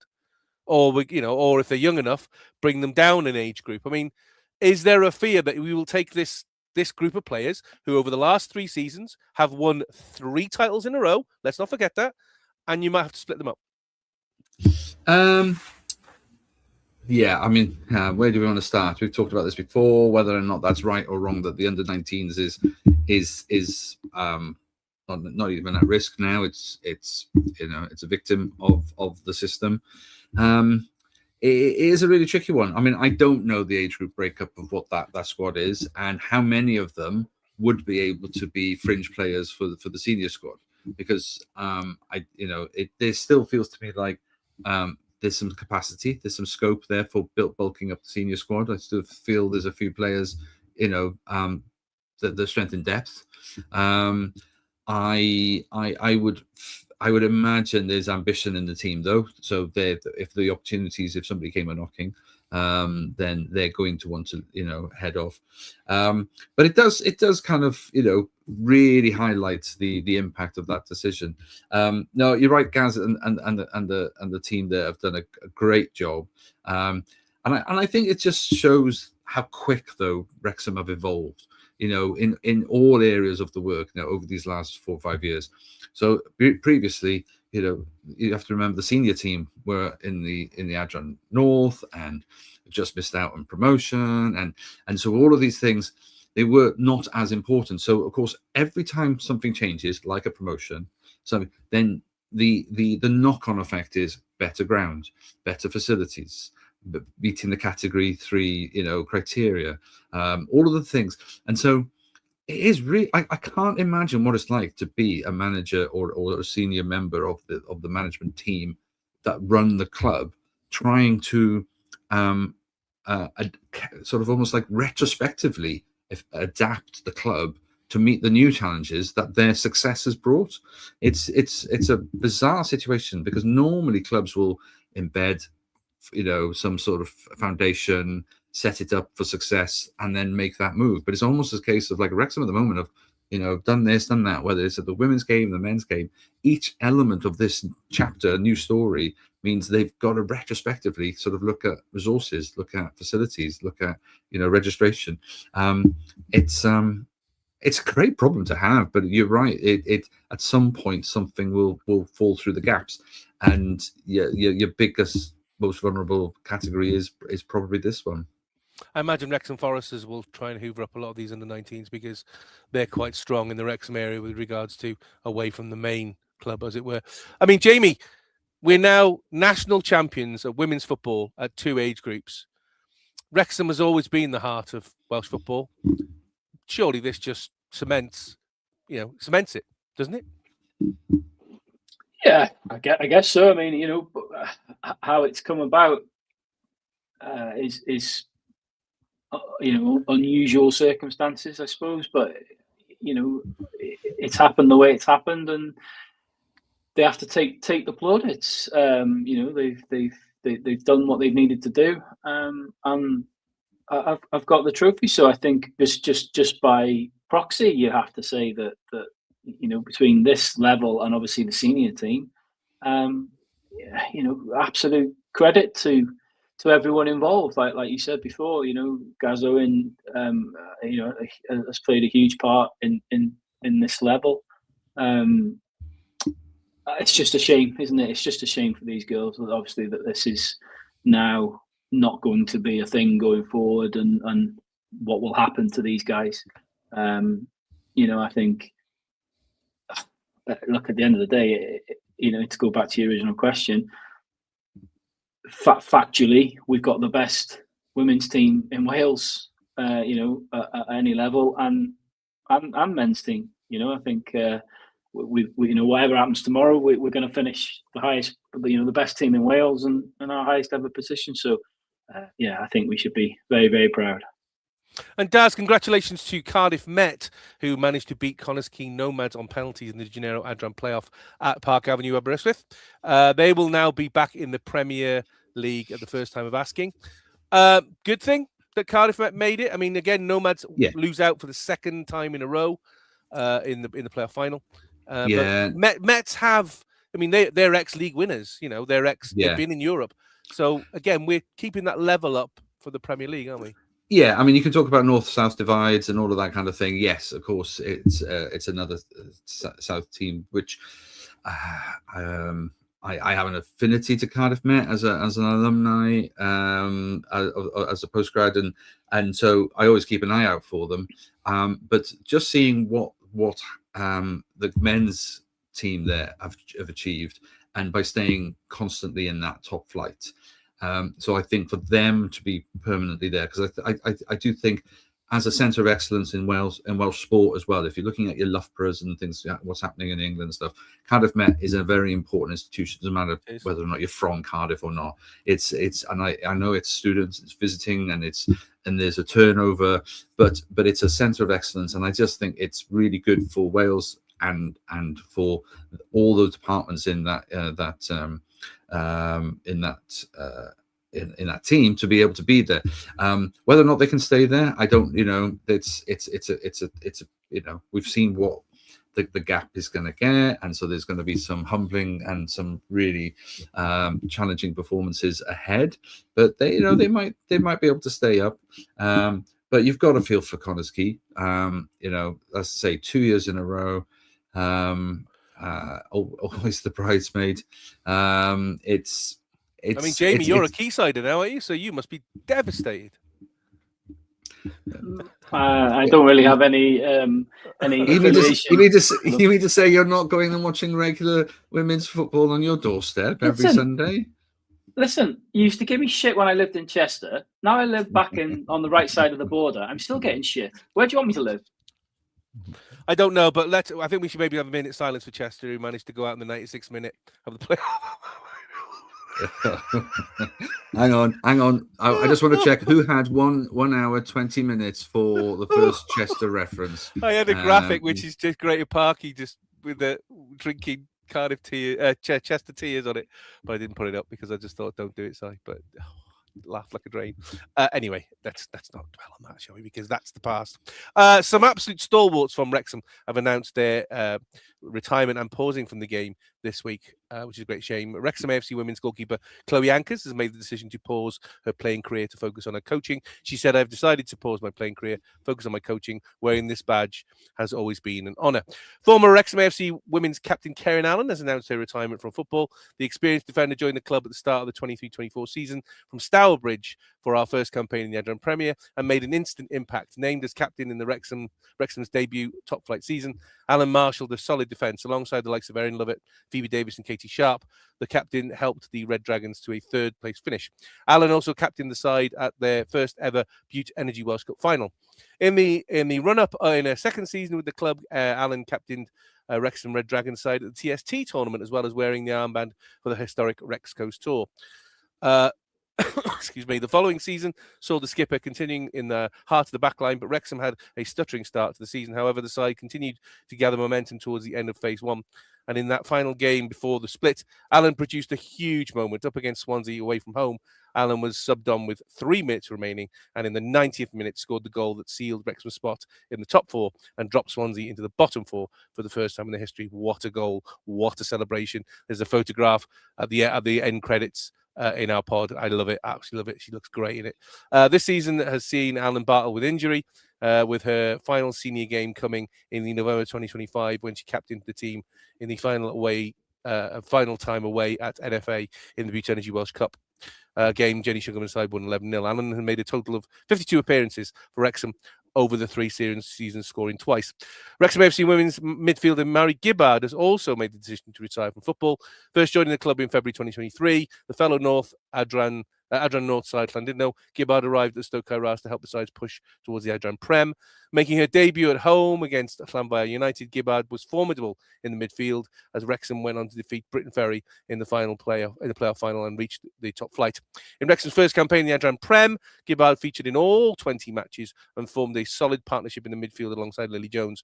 Her first goal in the top tier came later that season in a 3-0 win against Cardiff Met, and she started the Bute Energy Welsh Cup final at the end of the season. In the run-up the following season, Gibbard was part of the Wrexham team that toured the USA. In 2024-25 campaign saw Gibbard feature in all but one of the Adran Premier games as Wrexham snuck into the top four in the final game of phase one away against Swansea City. Unfortunately, Gibbard has battled with injury this past season and as a result has been sidelined all campaign. In her 3.5 years with Wrexham, Gibbard made 58 appearances and scored 4 goals. Jamie, with all the lovely things that happen around Wrexham women, the success and new players coming in, this is the bit I always hate because there are players here who I massively respect. I just think every time I see them put that shirt on, I feel nothing but pride in my chest. And to see these players basically saying, yeah, we're going to call it a day. It's incredibly sad. But unfortunately, that's football. It is football, and I think there's also another level to it at this level as well, isn't it? Which is the fact that the football inside doesn't really give them a very good remuneration. So I think you can understand. So you look at like Chloe Ankus, for example, pausing her career because she wants to concentrate on her coaching and developing that side of things. I think unfortunately these guys just will not be making huge sums of money and huge salaries and things. And sad as it is, we're all in the same boat, aren't we? We've all got bills to pay and things. So I think at this level, I think you see ladies having to kind of call time on their careers maybe sooner than they would like to, because they have to make a decision on life generally. Obviously I know injuries and things play a part, and in some cases it is just the age, get to an age where you just can't do it anymore. But yeah, you're right. It's sad. It's always sad, isn't it? It's always men's game, women's game. We've unfortunately, for all the highs we've had over the last few years, these are the lows, aren't they? Where we have to say goodbye, or we see players going that have been a big part of what we've achieved, what the club's achieved over the last few years. So yeah, it's sad, but like you say, wish them all the best for the future. And you can go and vote now on the website for the Steve Edwards goal of the season. 8 goals from another historic campaign have made the shortlist, and it's now up to you at home to choose who will be crowned as this season's winner. Presented annually, the Steve Edwards Goal of the Season award is inaugural in the memory of Steve, former WSA broadcast volunteer who commentated on the club for several years. Great commentator, great servant to the club. It was first presented in 2013 following his passing the previous October. 8 fantastic goals. I'm not going to ask you your favourite, because we have the Golden Potato Awards in a few weeks, where we will be announcing our what we feel as goal of the season. But there's incredible goals in there. Ryan Hardy's versus Preston in the Carabao Cup, where he kind of just volleyed it from the edge of the box. Josh Windass versus Norwich. Nathan Broder versus Bristol. Ollie Rathbone versus Blackburn Rovers. Matty James versus Derby County. Ollie Rathbone again versus QPR. I think that might win it. Kiefer Moore versus Ipswich Town, his first goal, and Lewis O'Brien versus West Bromwich Albion. Again, great goals there, Daz. And it's going to be difficult to pick. Pick as it always is. Yeah. I mean, that's why they do these things, mate. It's not why. If it was easy, then they'd just give them the prize outright. So no, there's a couple of good goals in there, and significance. It's always the thing as well. Sometimes they mean more to you guys because of the significance of where they were in the game or where they were in the league as well. Whereas if I come in and watch them cold and watch the video, I think you're probably looking at different goals in different orders. So yeah, it's great. But it's a bit of fun in it. It's a bit of fun, but no, there's some good goals. And Ollie Rathbone won it last year, of course. Paul Mullin won it last year, wasn't it? Controversially. That was it, because a lot of people thought Ollie should have won it. I mean, is it a bit more for you, Jamie? A bit more clear cut this season? Well, it's definitely clearer, surely, because you can actually see the goal. Yeah, it's not foggy. Yeah, that helps. I'm going to have to watch him back again for sure. But for me, the one that sticks in my mind is Matty James's against Derby. I think that was just a superb goal, to be honest. But yeah, before we do our stupid, shitty Golden Potato Awards, I'm going to have to probably. Everybody wants a potato. What do you mean shitty? Everybody wants a potato, mate. Honestly, I don't even think a golden potato would make Josh Windass smile. Well, there's no doubt about that. Yeah, so go and vote now. Go on the Wrexham AFC website. There's a link on X where you can see all the goals, see videos of all the goals if you want to judge it. But go and vote, because your vote counts. Your vote is important. And we'll see who wins this very, very prestigious award within the Wrexham family, because it's really, really important from that point of view that we remember that. Wrexham AFC have confirmed that a pre-application consultation has commenced for the installation of a first-team building at the existing training facility at Colliers Park. The facility is part of the club's significant investment into Colliers Park, in conjunction with the Football Association of Wales and Wrexham University, and will provide a high-quality, fit-for-purpose accommodation for the men's first team. The club is intending to deliver a new building ahead of the 26-27 season. This proposed training pavilion provides self-contained training environment on a single site, including a gym, changing rooms, physio, medical spaces, kit room, dining area, and office space. Jamie, about bloody time. Yeah. I mean, interesting, this one. Interesting. I think it's obviously a huge investment because it's not going to be cheap. I can't imagine that it's going to be it's going to be a cheap thing. But I think it was interesting listening to Rob on Fearless this week, because he did mention the training facility as being quite a high priority, off the field priority. Look, we're obviously not privy to the full ins and outs of the agreement that they're making, or the agreement that they're doing with the FAW, but the fact that they're going to this kind of a level of commitment and investment, you would assume that there is some kind of long-term agreement in place, because we're not gonna be putting something like this up unless there was some sort of long-term plan in place. Personally, I would have liked, or I would have preferred the news to have been that we've bought Colliers back.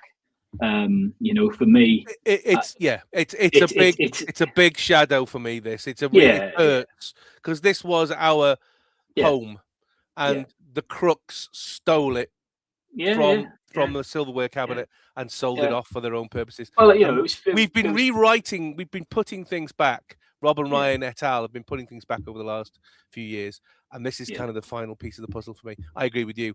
I wish it just goes to the FAW and go. Well, it's not FAW. It actually belongs to the university. Go to the university and say, right, how much you want it? How much you want for it? Yeah. We'll just buy it off you, and it becomes Wrexham. Again, though, I think it was a really interesting thing that come out of that podcast this week with Rob on it. Was he specifically talked about the relationship with the university and how strong it is, how good it is, how well they work together. I know he was talking more to do with they're doing some kind of something with curricula, something for the curriculum for them, which sounds interesting. But there clearly is a solid relationship there. So, like I say, this boils down to trusting Rob, Ryan, and the people at the club, isn't it? I'm sure whatever they're doing is in the best interests of the club. I'm sure if there was a chance to buy it back outright, they would do. But at the moment, for whatever reason, it doesn't look like that's the case. But going back to your original point, your original question, yes, this is a brilliant step, because if we've got a proper state-of-the-art dedicated home for the men's first team, that is going to be a big deal when we are looking to sign players and things. The fact that they can, they have a good training base. Rob and Ryan would never be watching this because they'd be too busy picking fluff out of their belly button. But if you are, by some miracle, Rob, Ryan, you know what you need to do. And I know I'm being very, very greedy because you've done so much already. Buy this, rename it the Joey Jones training ground, because it makes sense. Every single fan will be behind you. Let's do it. Let's get his name. Instead of it being Wrexham AFC there in big black letters, let's get it the Joey Jones training ground in massive, massive letters, because I can't think of a more fitting thing to give to the guy who gave everything to Wrexham AFC. Absolutely amazing.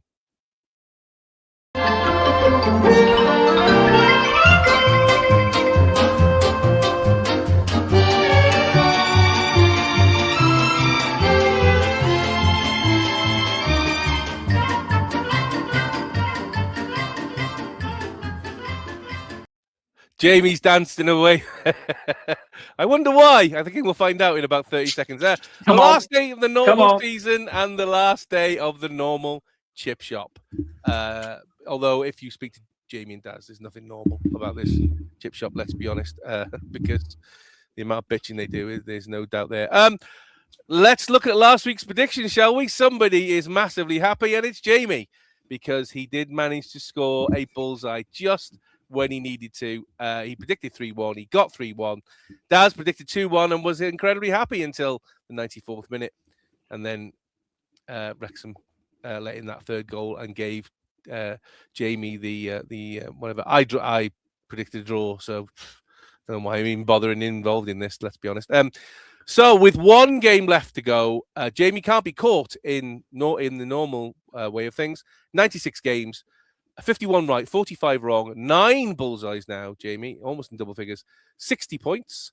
Daz, 96 games, 49, 47, 6 bullseyes, 55 points, 5 points behind.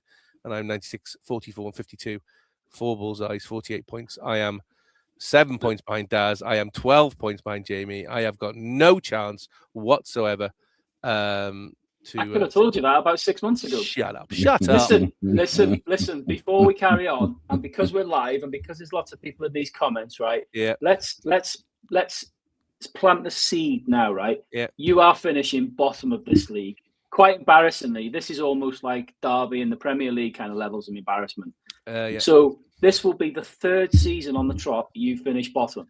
Yep. And the 3rd season, and you've not done a forfeit of any kind. Now I know it's my responsibility. It is our responsibility to sort it out.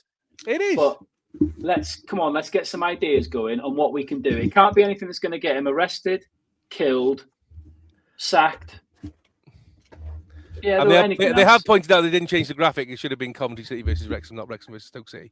You can tell I did this while I was coughing my guts up, so apologies for that. But yes, well done, Liz. Big goal start. I'm not changing the subject. I have told you. I am not going to be a turkey voting for Christmas and telling you what forfeit I should be doing. No. That's up to you to sort out. I know it is. I know it is. And you're forgetting this. You're forgetting this column here that says league, because obviously these are the points at the end of the season. But there's all the points we have from the predicting both the women's and the men's league. If you shithouse me with some stupid rule at the end of this season and give yourself 25 points or something ridiculous, honestly, I'm going to kick you square in the balls, because it's not happening. You're finishing bottom of this league, and that's the end of it. Whatever happens. How many points are there available in the in that column? What's the maximum? Do you know? 1 million, and I'm serious. And you still can't win. One. I've got to look at it now. Look, I've got to win it. 1,012,000 is the maximum points you'd have to get. But that means you'd have to predict every single team across the men's and the women's in exactly the right place. The chances of that, you've got more chance of winning the lottery. And you wonder why I think the rules of this are fucking stupid. Oh, come on, give it a rest, man. You've won. Stop sucking it. You've won, all right? You've got happy. I haven't won yet. Exactly, you haven't won yet. Let's until it's confirmed. It's confirmed, I'm not taking. But the bottom line is you're finishing bottom, and we know that. So. The good news is that the extra time in the season doesn't count into the league.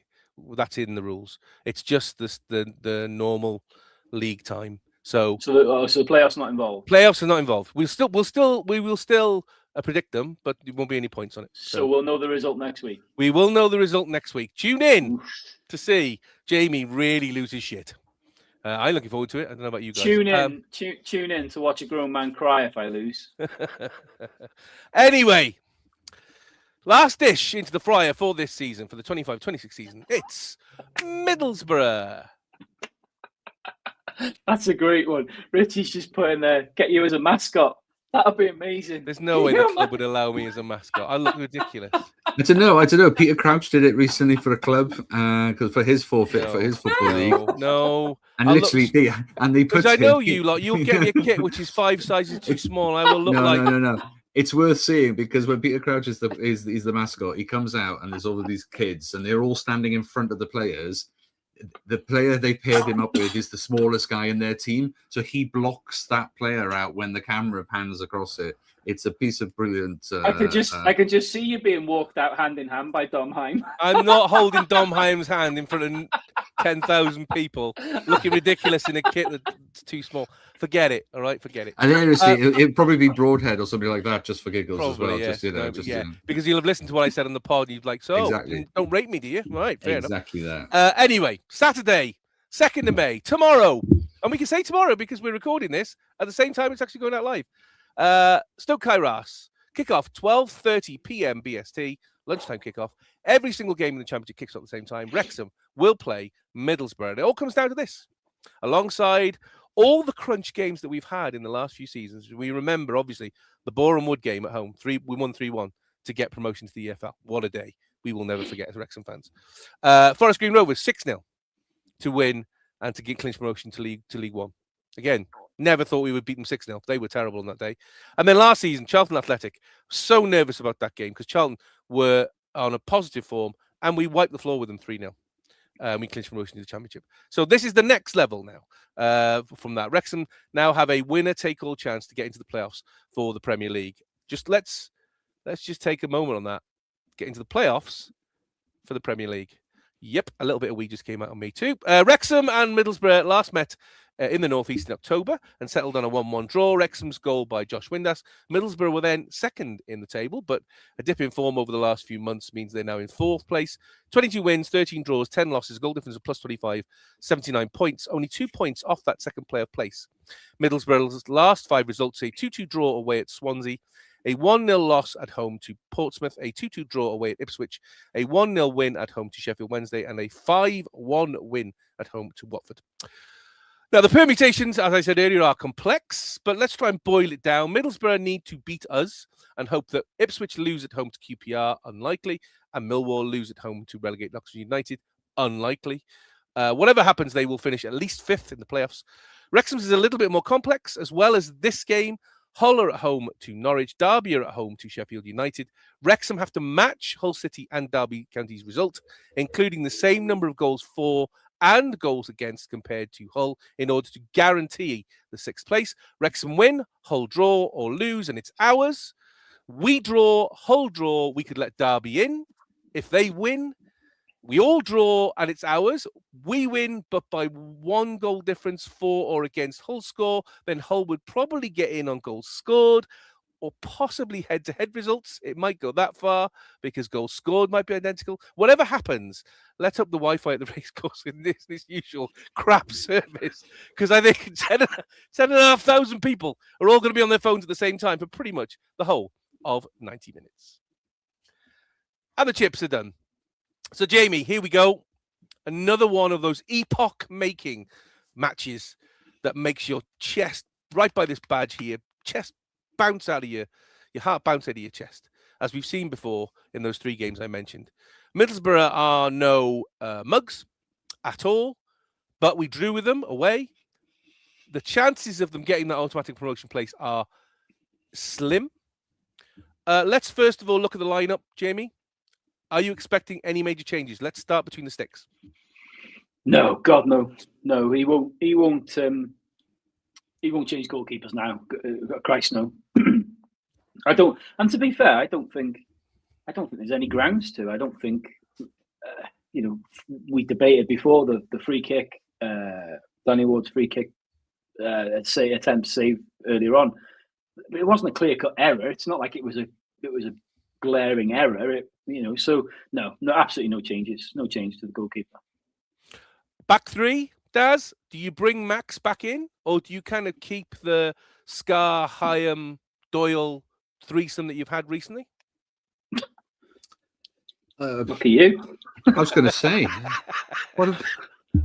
not you've had recently, obviously, but in general. Is this what the training centre's for? It's like a special Heads, place. as far as the eye can see.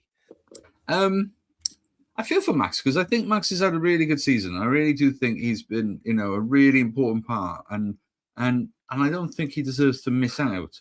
But I suppose he's going to think stability. He's going to make sure that you can't afford to lose this game. That's the key thing. So defense is key within all of this. I know. I imagine goals. I imagine goals both sides. So you've both got potential to do that. But it's can you have some sort of robust, solid defense? And it has been a bit more. Well, there was stability, and then obviously concede 3 goals in the last game. So I feel Max has earned. I like Max as well. I think he's a good player, and I think he yes, he likes to attack and add a little bit of extra dimension moving forward as well. So there's something about it. But you've got to go for the win. You've got to go for the goals. I think maybe Max might make it, but I'm guessing. Yeah, I'm totally guessing. But he's a good addition in that sense because he just gives you another option, and he's fit and young, and he just gets up the field and back again, all the time. Jamie, Longman, Thomason, Kakache, Kabore. Who are you expecting to see on the two wings? Thomason and Kakache. Kabore, sorry. Jesus Christ, keep getting them mixed up. No, Kabore on the right, and I think Thomason on the left. I think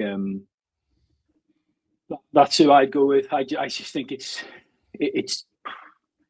too big of an ask, I think, to bring Kakache back in, and that, as well as it being a huge gamble, I think it would be quite harsh to take Thomason out, and I just don't think Parky will do it in this game. I honestly don't think there will be a huge amount of change from the last team, to be honest. Like, just going back to the defence, Daz's point spot on. I feel for Max. I put Max in the same bracket as Arthur, where I'm not 100% sure.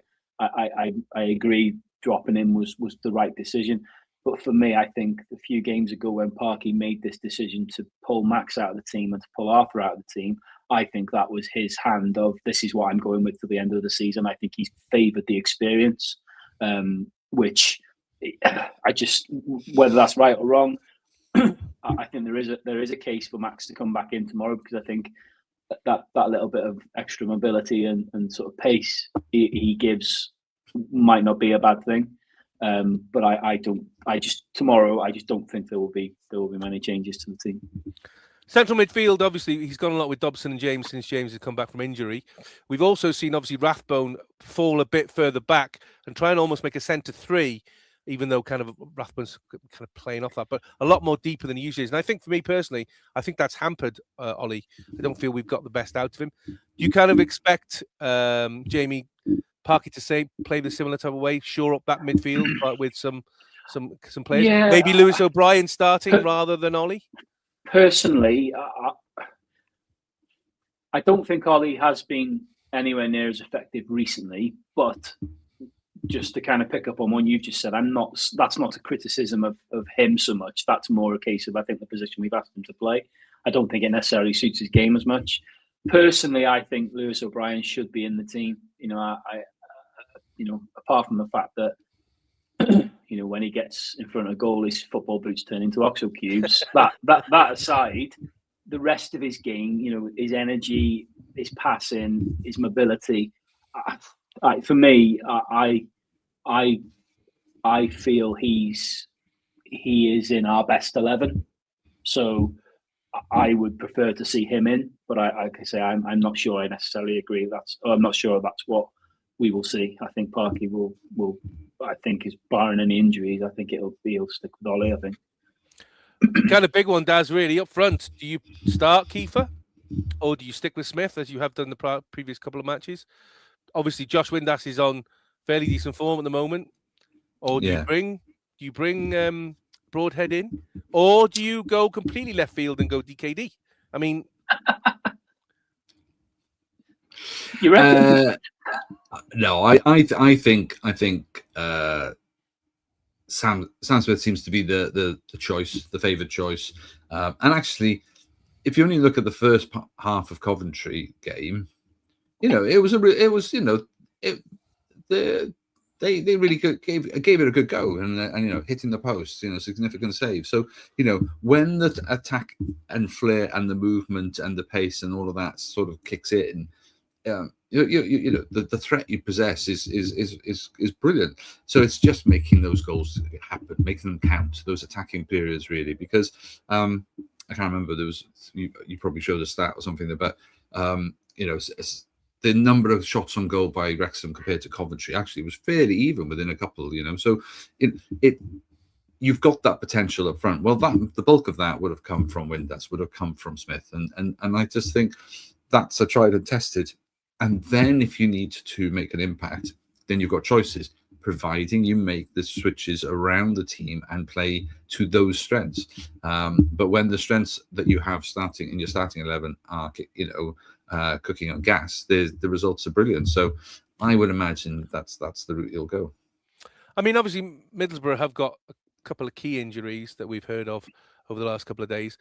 I mean, Jamie, do you think they will change their attitude to the game depending on what happens in those other games as the game goes on?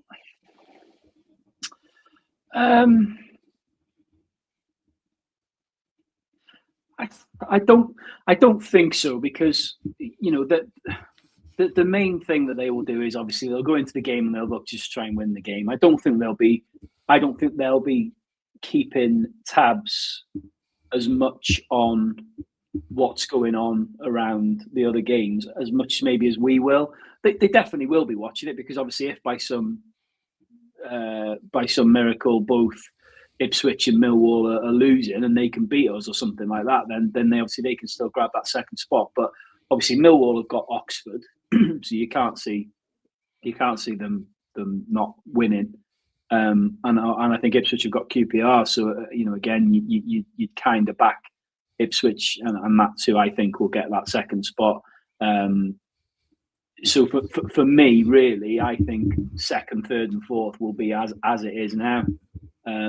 But I don't know. They're not going to come and roll over, are they? I think the slight concern is the fact they did have a blip. They did have a blip a few weeks ago, and hence they kind of dropped out of that second position and mixed into the playoffs. But the last couple of games, they seem to have sort of come out the other end of that. The beating Watford 4-1 was a little bit of a concern, but having said that, I dare say Watford are probably like Stoke were for us, where they've given up.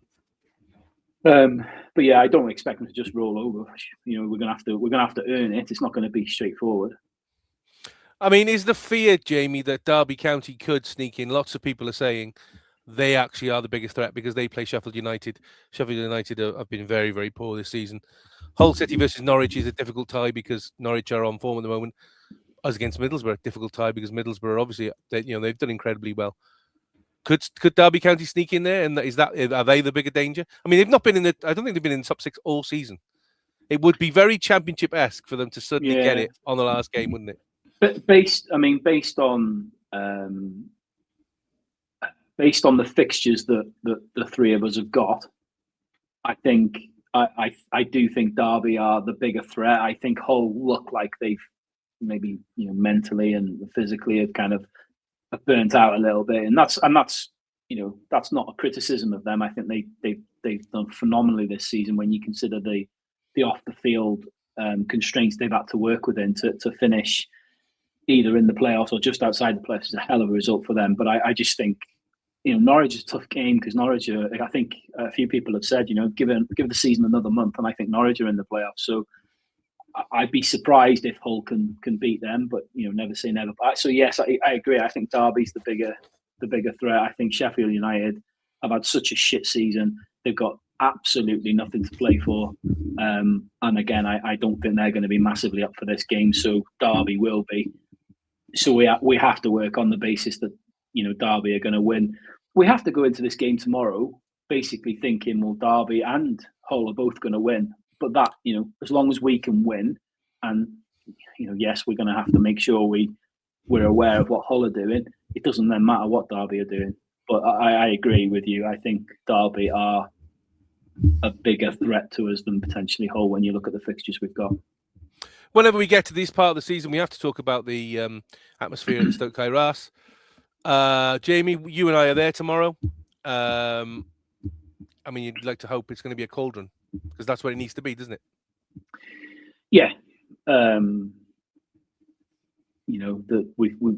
We and many others, excuse me, we and many others have spoken about the atmosphere at different times this season.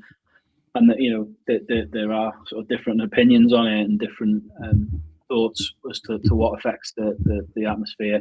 But one thing that we do know for sure is that when it's hot, it is hot. And I think even we've seen it this season, even with the three sides, we have the capability of generating and creating a very, very positive, bubbly, hostile for the opposition atmosphere. And I think I expect that to be the case tomorrow. Certainly, in the build up to the game, it's a bit of a shame, obviously, the game is at 12:30 because I think that does have a little bit of an effect on the atmosphere because I think, it obviously takes away a lot of people's ability to be able to go and, have a few beers before the game. Not that I'm saying that's what generates the atmosphere, but obviously it does help. But I think before the game, the lead up to the game, I think that there will be, and the start of the game will be a positive atmosphere. Hopefully, then that the players can feed off that. You know, we've talked before this season about letting the handbrake off at different times. You know, we have to go for it tomorrow. You know, we have to go for it. We you know, from the off, we've got to go for it. So hopefully, if the crowd and the atmosphere is buzzing from the start, the players can feed off that, and we can build on that. You know, worst case scenario would be a Boreham Wood scenario where we can see the goal dead early, because I'm not sure what would happen at that point. But yeah, I expect the atmosphere to be rocking tomorrow.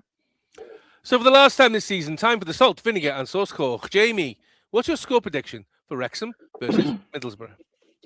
So as much as this will be a difficult game, you know, they're a very good side. They've scored a lot of goals this season. And I think obviously our kind of fairy tales, these fairy tale games we've experienced over the last few seasons, Boreham Wood, Forest Green, Charlton, Notts County, for in a slightly different way. It's going to come to an end at some point. There will be one of these big games where we won't win, and if that's tomorrow, then so be it. But I refuse to say that at this stage that tomorrow is going to be that. I think we'll win tomorrow. I think we'll win 3-1. Nice. Daz, what's your score prediction for Wrexham versus Middlesbrough? Right. Well, I actually think now one of the teams you have not mentioned really properly is Southampton, and not the fact that you don't have to worry, you're not going to catch them. You know, obviously that's impossible. But I think Middlesbrough will not want to play them in the playoff, so they are going to definitely turn up. They are definitely going to turn up, because if they can, yes, a sniff of maybe leapfrogging Millwall would help them, you know, maybe if Ipswich failed. But I can't see both of those teams flagging. But what they're not going to want to do is lose their position and have Southampton leapfrog them, because they are absolutely the form team. And if you can avoid them for at least one more game, if not just, you know, get to the final, whatever. So they are going to turn up. Picking up on what you were saying before, I think Derby is the team to watch out for. Hull might slip up. I can't see Derby slipping up. In my head, I see Hull drawing. I do see Derby winning. I do think Wrexham might draw as well, and therefore Derby come in and do what you said, what everybody's threatening. Because I just think Middlesbrough are going to turn up, and it's and they're a good team. You know, as much as they've had their wobbles, they were flying high. They're a good team. So, you know, I did think maybe the home advantage. And now that Jamie's gone for a win, I can't go for a win. I need to go for, I need to go for the 2-pointer. So I'm going to go for a draw, because it's actually what I got written down. But I was dabbling with maybe 3-2 or something like that. But I'm going to go for 2-2. And come on, everybody together in the comments. Boo! And I'm predicting, just like Jamie, Wrexham 3, Middlesbrough 1. I don't care about the league now. I can't do anything with it. There's no way I'm not going to back the boys tomorrow. I'm going to be 100% positive.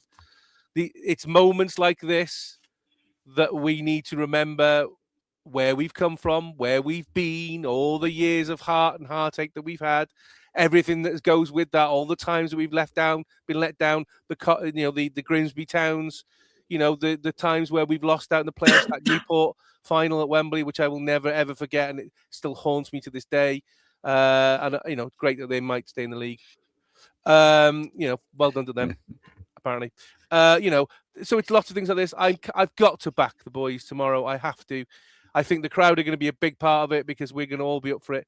And I think we do it. We do it when the push comes to shove and the games are important enough. We do it. And I think that's what's going to happen tomorrow. We're going to turn up. And yes, Middlesbrough will not roll over. And yes, it will be difficult. But we saw against Charlton last year. Charlton are absolutely on form last year, and we wiped the floor with them. We made them look like a second-rate team, and I think the same thing's going to happen tomorrow. We're going to take advantage. We're going to all the chances that we create, we're going to take, and that's why I think 3-1 is going to be it. And I think we will then go into potentially a playoff against Millwall, home and away against Millwall. Scary. I mean, the important bit is we win tomorrow. Unfortunately, it's not just in our hands, because we need to make sure we win enough. A 1-0 win, that would be the saddest thing, I think, if we won 1-0, but Hull managed to win 3-1, and then they would go through on goal difference. And I read 6-8 weeks ago that a couple of people were saying we think Wrexham will just miss out on goal difference. At the end of the day, though, whatever happens, if we do, we do. Don't say it. No, Don't okay. say it. No, Don't say it. Don't say it. No. Don't say it, because we can have the pat on the back. Hasn't it been a good season if it doesn't happen after tomorrow? But for now, we're going to win. Everybody hates us anyway, Jim. Did you see that? Did you see that thing on social media this week? We're basically saying 4 clubs who should never be involved in English football: Man City, Chelsea, MK Dons, and us. Who said that? On social media, somebody came out with this list on social media saying these 4 teams shouldn't be involved in the EFL because they're a disgrace to football. Oh, right, yeah. So running your football club in the right way is a disgrace, is it? Idiots. Don't get it. Just idiots. I will take criticism every single day long if it is justified and you justify it. But that's madness. How can you justify that? How can you say just that we are a disgrace to football and lump us in with other teams who, Man City, Daz, we know they've cheated. Everybody knows they've cheated. Nobody can seem to actually get them to be punished for it, but they've been cheated. We know Chelsea are cheating. We know that for a fact.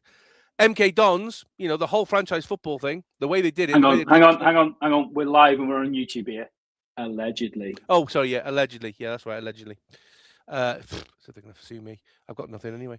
To lump us in with that is just mind-boggling. Anyway, just have a good look at yourself in the mirror, guy, and try and get that jealousy out of your head, because that's just ludicrous. I'm sorry. Yeah, guy. Yeah, guy. Yeah. Anyway, Wrexham win. We march on.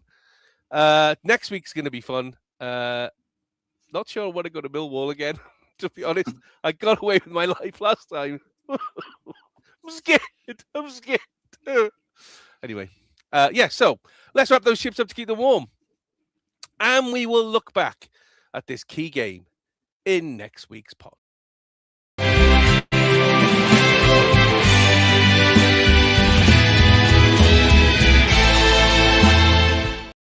So there we go. The party's over for another week, and it's been live. You've watched warts and all. What has been a giant birthday party for me, and I can't think of such a group of people to share my birthday with. It's been absolutely brilliant. I had some great presents. My boy bought me this. This is brilliant. I love this. So it's, I don't know if you can see that. Born to love Wrexham AFC, and you press the buttons,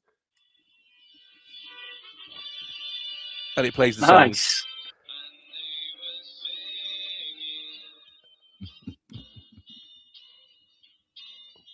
Who's singing the songs? Michael Bolton? I don't know. Yeah, I don't know. It's Timu, I think. Somebody from Timu. But hey, I'll take it, whatever. And I got a great pair of socks for my boy as well. So thanks to him for that. Nice. Lovely. I'll give you my present tomorrow. I can imagine what your present is, and I don't think I want to touch it with a barge pole, to be honest. If it's normally that you, in fact, you gave me a pair of socks last year with bell end on them, and a calendar which was full of cocks. Yes, That's what you gave me last. That's what you gave me last year. So not sure I want to open that in public. No. It's actually a good present this year. Okay, fantastic. Well, thank you both, obviously, and thank you everybody for listening to our inane ranting on this live podcast. I think the most important bit, isn't it, is tomorrow. Wherever you are in the world, wherever it may be, whether you're going to be in the ground, whether you're going to be at home, whether you're going to be in the garden, whether you're going to be on the beach, whether you're going to be in the forest, mountains, wherever. Just get behind the boys. 100% get behind the boys. Because if we can do this, and we can, this will be epoch-making. To be able to get into the Premier League playoffs will be absolutely astounding. And as you can tell, because of my birthday, I'm quite emotional. I'm holding back the tears because it's just astounding if we can get there. And I know it's going to be hard. I know it's going to be tough. But just get behind the boys. Just support them. Let's hear you. Wherever you are. Shout, scream, chant, whatever. Just get behind the boys. Of course, couldn't have done this without these two legends. sitting next to me. So, Jamie, thank you very much. Thankfully, I'm not sitting next to you, but you're welcome. Well, you are virtually. I'll pick you up early tomorrow morning. We'll go for a bacon sarnie. Yeah, man. Yeah, man. And of course, thank you to Daz, who is the voice of reason in this podcast. Let's be honest. I try. I only the try only and offer sensible some. Like I say, I'm wishing you all the best. Genuinely, I know there's no hate in this house for anyone, but apart from who have the Scousers got this weekend? You blanked me. Yep. I think that describes Liverpool's season in a nutshell. I was going to say you got nothing to play for anyway, have you? So it doesn't really matter. Yeah, it's gone from. I can't remember. I do wish the team all the best. I absolutely do. Don't get me wrong. Would you be kind of following along from 12:30 on the kind of raid? Because we're on Radio 5 Live as it always is. They'll be going around the grounds or. What are you laughing at? How could you forgot you play Man United on Sunday? I've just had a look. Yeah, no, yeah. Sorry. Oh, how the mighty have fallen.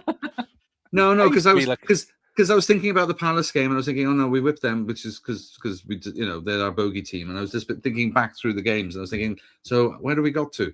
It's Man U, and that's what I mean. It's a little minnow, so I'm not really worried about it. So that's not a problem. So ouch. Anyway, thank you, Dad. But anyway, you're welcome. Good luck, everybody, and may the draw happen, and you still make it. Fingers crossed. I'd rather just get the win and just put it to bed because I don't want us to the full-time whistle to go and we're listening to what on earth Hull are up to or what on earth Derby are up to through crappy internet. No thanks. I just want to let's get the job done. So, as I always say, until next week, and I definitely mean it this week, come on, Cymru, and please, come on the town.